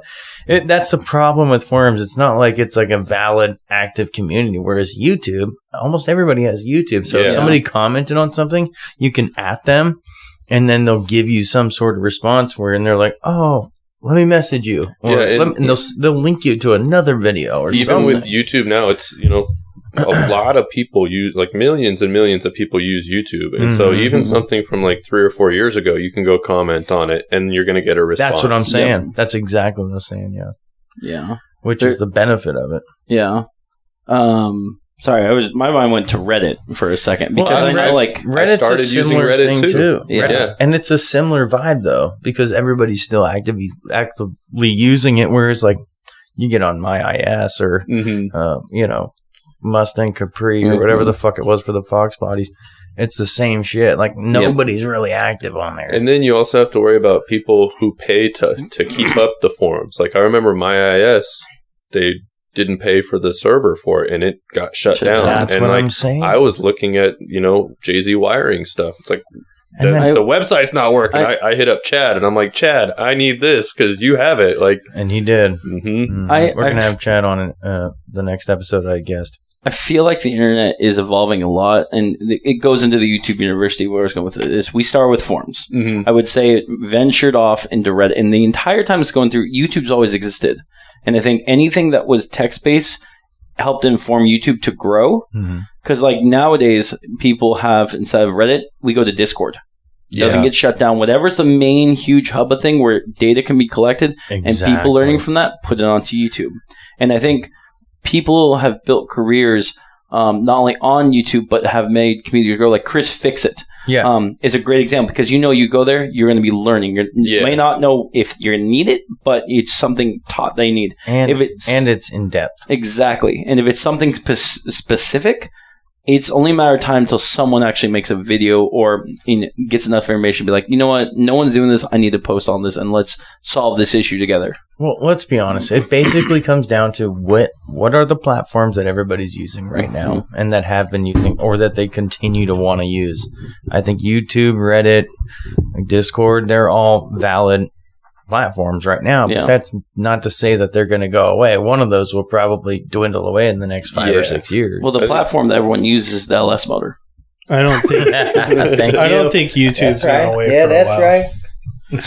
I don't think YouTube's going away for a while. No, I don't think so either. I think I don't think we've seen the heyday of YouTube yet. No, I agree. I would say Google is going to go before YouTube does. Oh, absolutely. And I don't know if Google's going anywhere because they've got so many different for things. A long time. Well, they have so many hands in with the AI and shit. Like, they're expanding. You know what I'm saying? Because they just built this place out here. I don't even know if I'm supposed to talk about it. QTS out in Hillsboro. Oh, yeah. It's basically 6 massive warehouses, and they're building supercomputers to enhance their AI.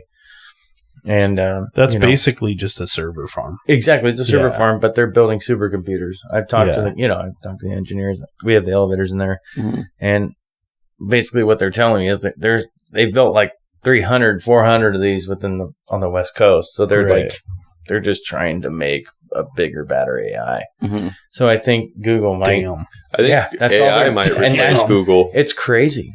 Because you can just ask that's all they're doing. That's what I've been doing. Is like you can ask. Like I quit searching some stuff on Google. Like I've been using Google for 15 years. So you're a ChatGPT. Now I can just be like, hey, ChatGPT, what's the torque spec on blah blah blah, and it takes away the having to sift through 30 pages and 15 forums and all that stuff. Does it give you your sources? Go back to Google. And do that.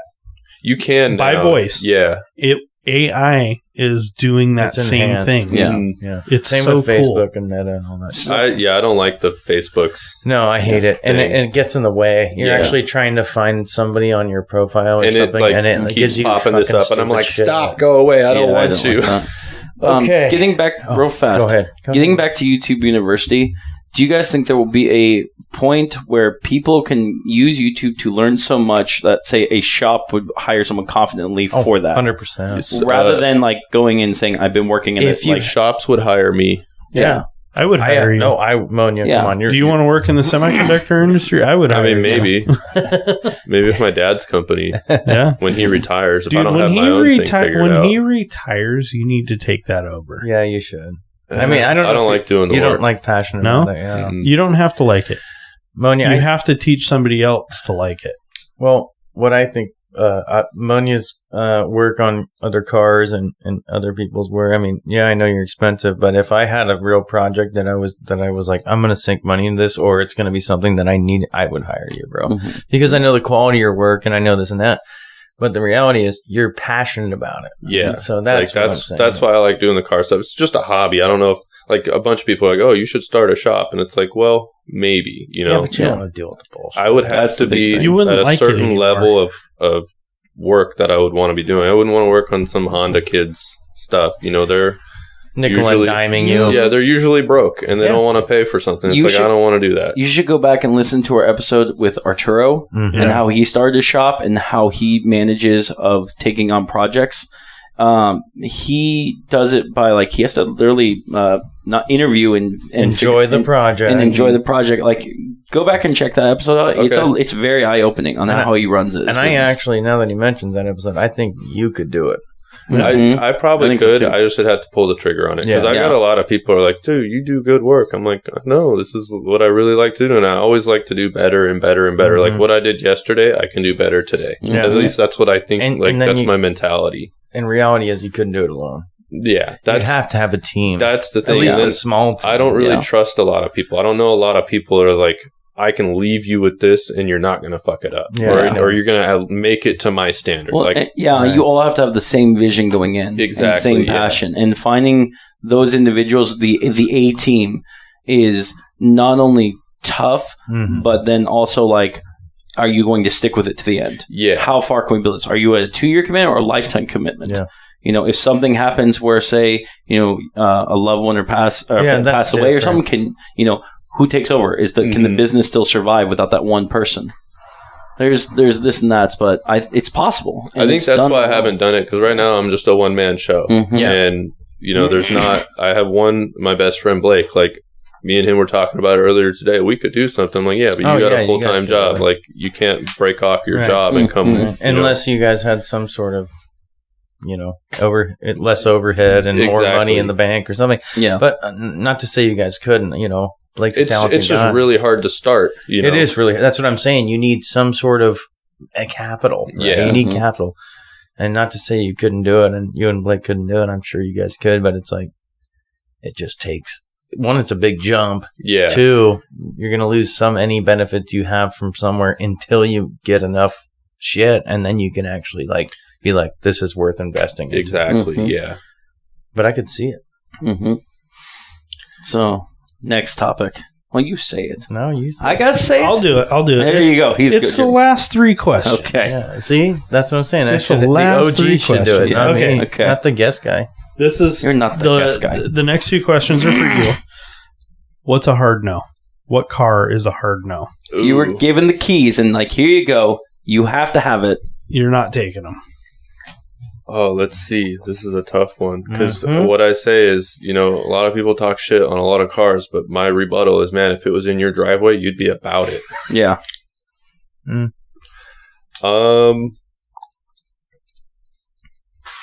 This is the hardest question. Yeah. this is a really it can hard be question. Any car, too. Yeah. And Yeah. they sprung it on you. Any I didn't car- give you this in the show any notes. Yeah, car, no, I didn't any get to truck. think about this.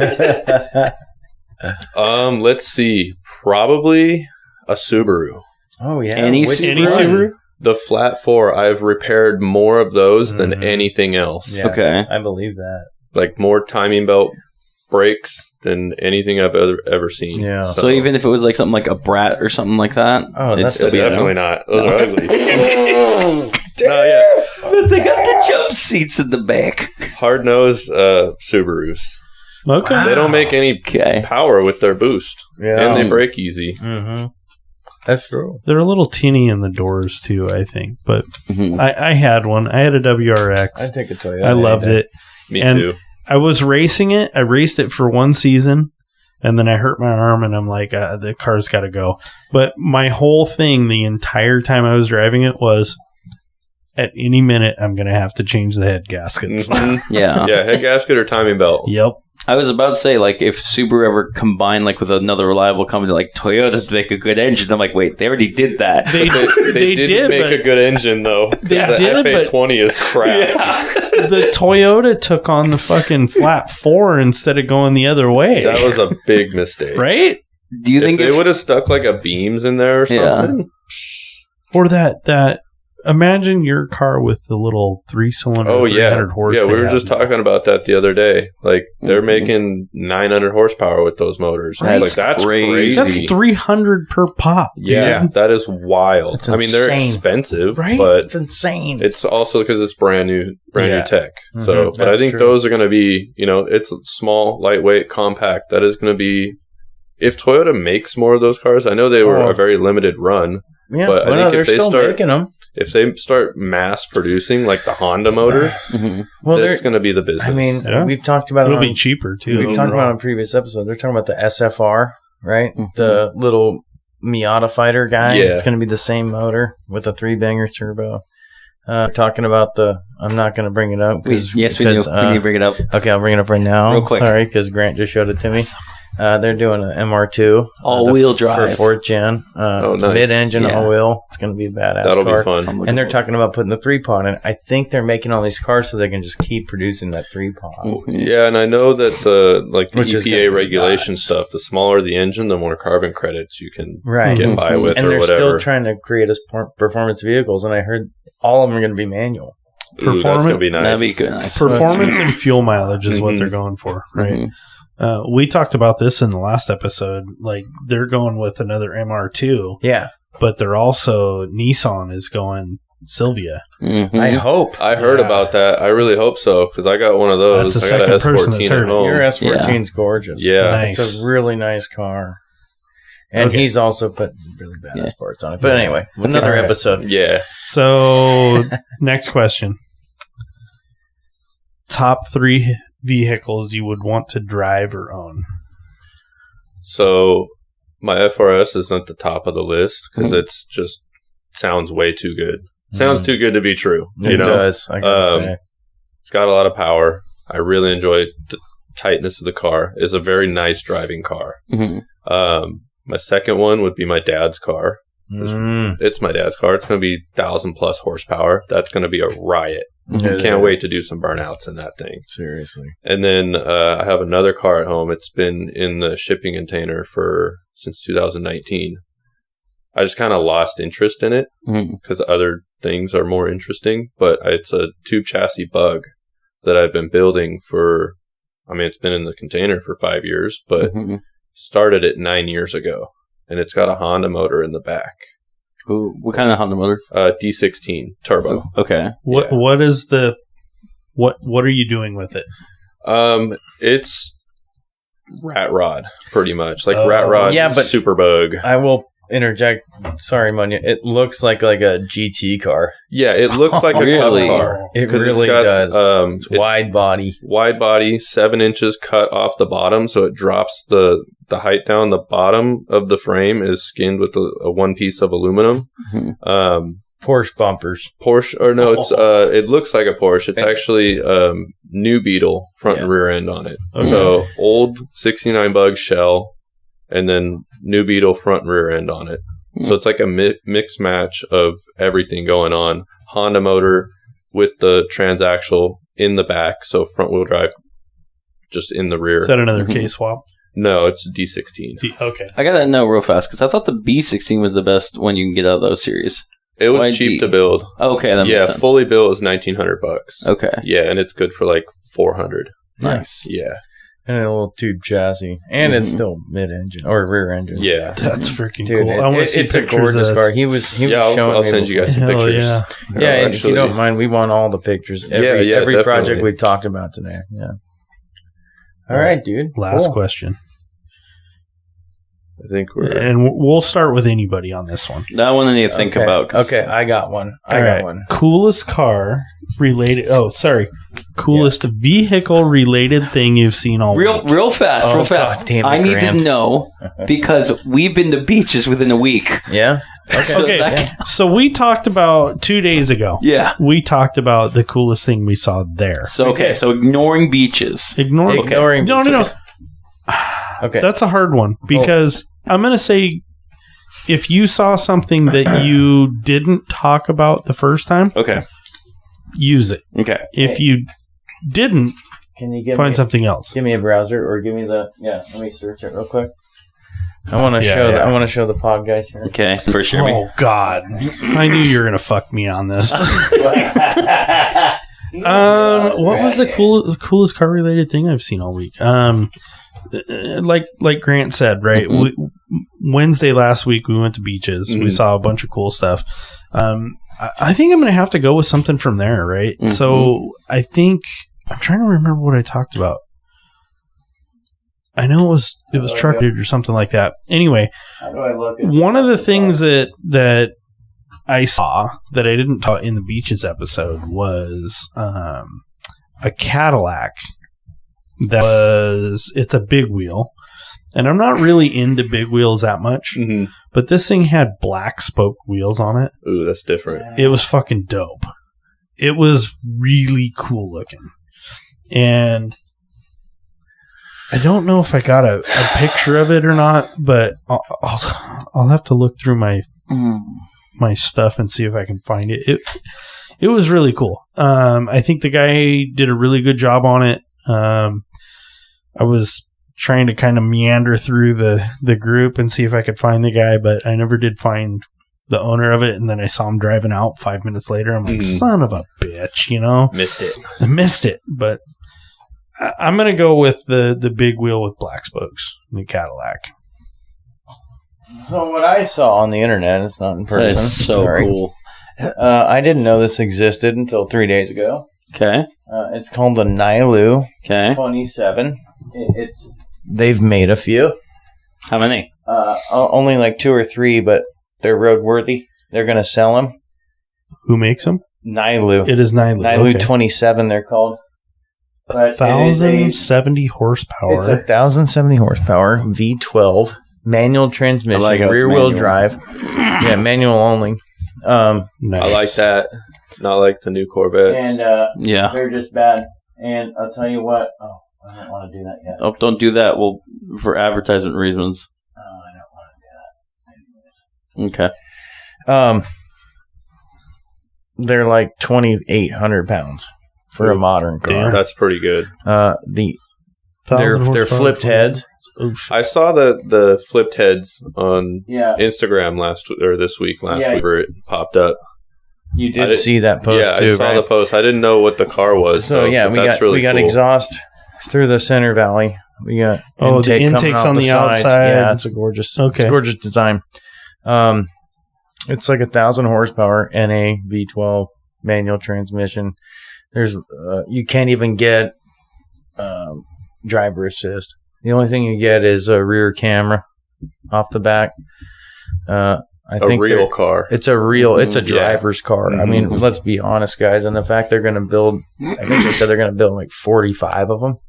That's a lot for a little bespoke car. Yeah. And they look fantastic, bro. Lots of good curves on that car. Oh, it's gorgeous. If you look from the back, it's all bare right in the middle, right where the engine sits. It's super bare and it looks just ready. And if you're going to be behind that thing, it's going to scream at you. Oh, it's going to. Oh, yeah. You're going to blow your eardrums out. Oh, I saw a picture during the week of just the engine, like, without the intakes on it, just the exhaust. Oh, my God. It's shocking. It was a shockingly good car. It's going to be a great car. That's all I got. Grant? I'm torn. So I saw an old 66 Bronco that I thought was done really well. That caught my eye. I literally stopped, took pictures. I'm like, that's cool. I think the more thing, though, that I kind of caught my eye more, I went to the zoo recently with a friend, and that was fun. And the first thing we saw before any animals was we saw a old school Triumph. Nice. Like, really done well. Like, the interior is perfect, and it just had to go around and take multiple pictures of the thing, Just really good lines. I thought it was a Jaguar from distance or a Healy, but Yeah. No, just Is that not a Healy? no. It's a Triumph. Yeah. That's the thing. Is It's like a good looking car. yeah, God, it's it looks like a Healy. yeah, and the wow. size of it A little too on bit. that one. Good. Very similar. But it was tiny They were too. very It was so similar. tiny. It was parked in motorcycles, like the motorcycle parking. You know, and again, that's what I thought it was, or like a midget or something like that. But no, but yeah, it was a really cool car seeing that. That's awesome, dude. What do you got, So Monya? the coolest thing I seen, well, it wasn't really seen, it was kind of heard. Yeah. I was over at Excessive over the weekend picking up some wiring bits, and Guy was working on a Beams swapped 8.6. And the coolest thing is when he started it up, a lightweight chromoly flywheel, and it sounded like the Ninja Swords. Oh, I love that. I love that, dude. Yep. Yeah. Yeah, that shit Can't get sounds any better amazing. than that. So And you know what's cool? What transmission was he running? Do you I'm know? not sure. Yeah, it's Yeah. probably the FRS transmission, and those pair so well in that Mhm. swamp.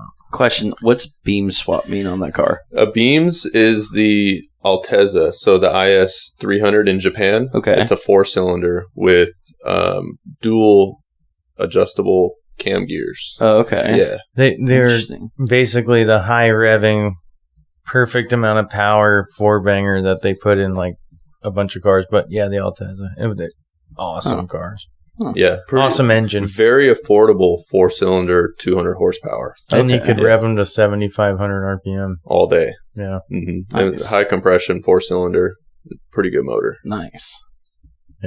that's cool. Mhm. And it was in a 86. Yep. Oh wow, Yeah. Full cage drift car. It was pretty cool. Nice. that sounds great. What color was it? Or was it done? It was white. Oh, sick. Yeah. That's my favorite, man. If anybody didn't know that, I love them fleet colors. I don't know. Give me a red car any day. I'm all about the blue. I love blue. I I'm think all blue about is a the great blue. color. Anything like not silver, I'm good. Oh, I get what you guys like a saying. light silver. Like, is the yeah, it's fucking I pretty- get what you guys are saying, but scientifically, red makes it go faster. I agree. I totally agree.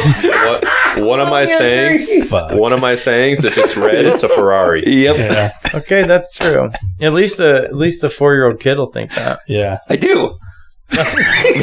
Yes, you do. My Honda Civic is red, and it is fast as fuck. Yeah. It's a little auto 1.5 liter.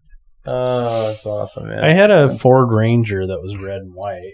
I had a red Ford Ranger. Ford Rangers is pretty cool. I had 4-speed, one. 4-liter. Badass. Or Yeah. 5-speed 4-liter. It's cool. It was a 4-liter. See, I had the 2.3 liter out of the. Well, mine jumped to well, timing gears, so it was probably better. Yeah. Yeah. My grandpa blew his motor I up. took it off a railroad track and it was over. My grandpa blew Yeah, I did his some motor up burnouts in and dropped the Buick V6 in his Nice. Well, nice.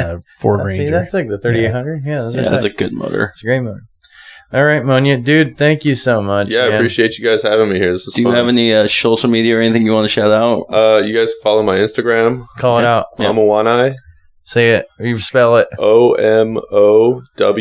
OMOWANIA. Yes, sir. Nice. And I highly recommend everybody follows it. He's always doing cool shit. He's got cool edits. And Monya also does a really good job on tires on expensive wheels. If you Yep. have nice Yep. wheels, let him do them. I only trust Monya. So Okay.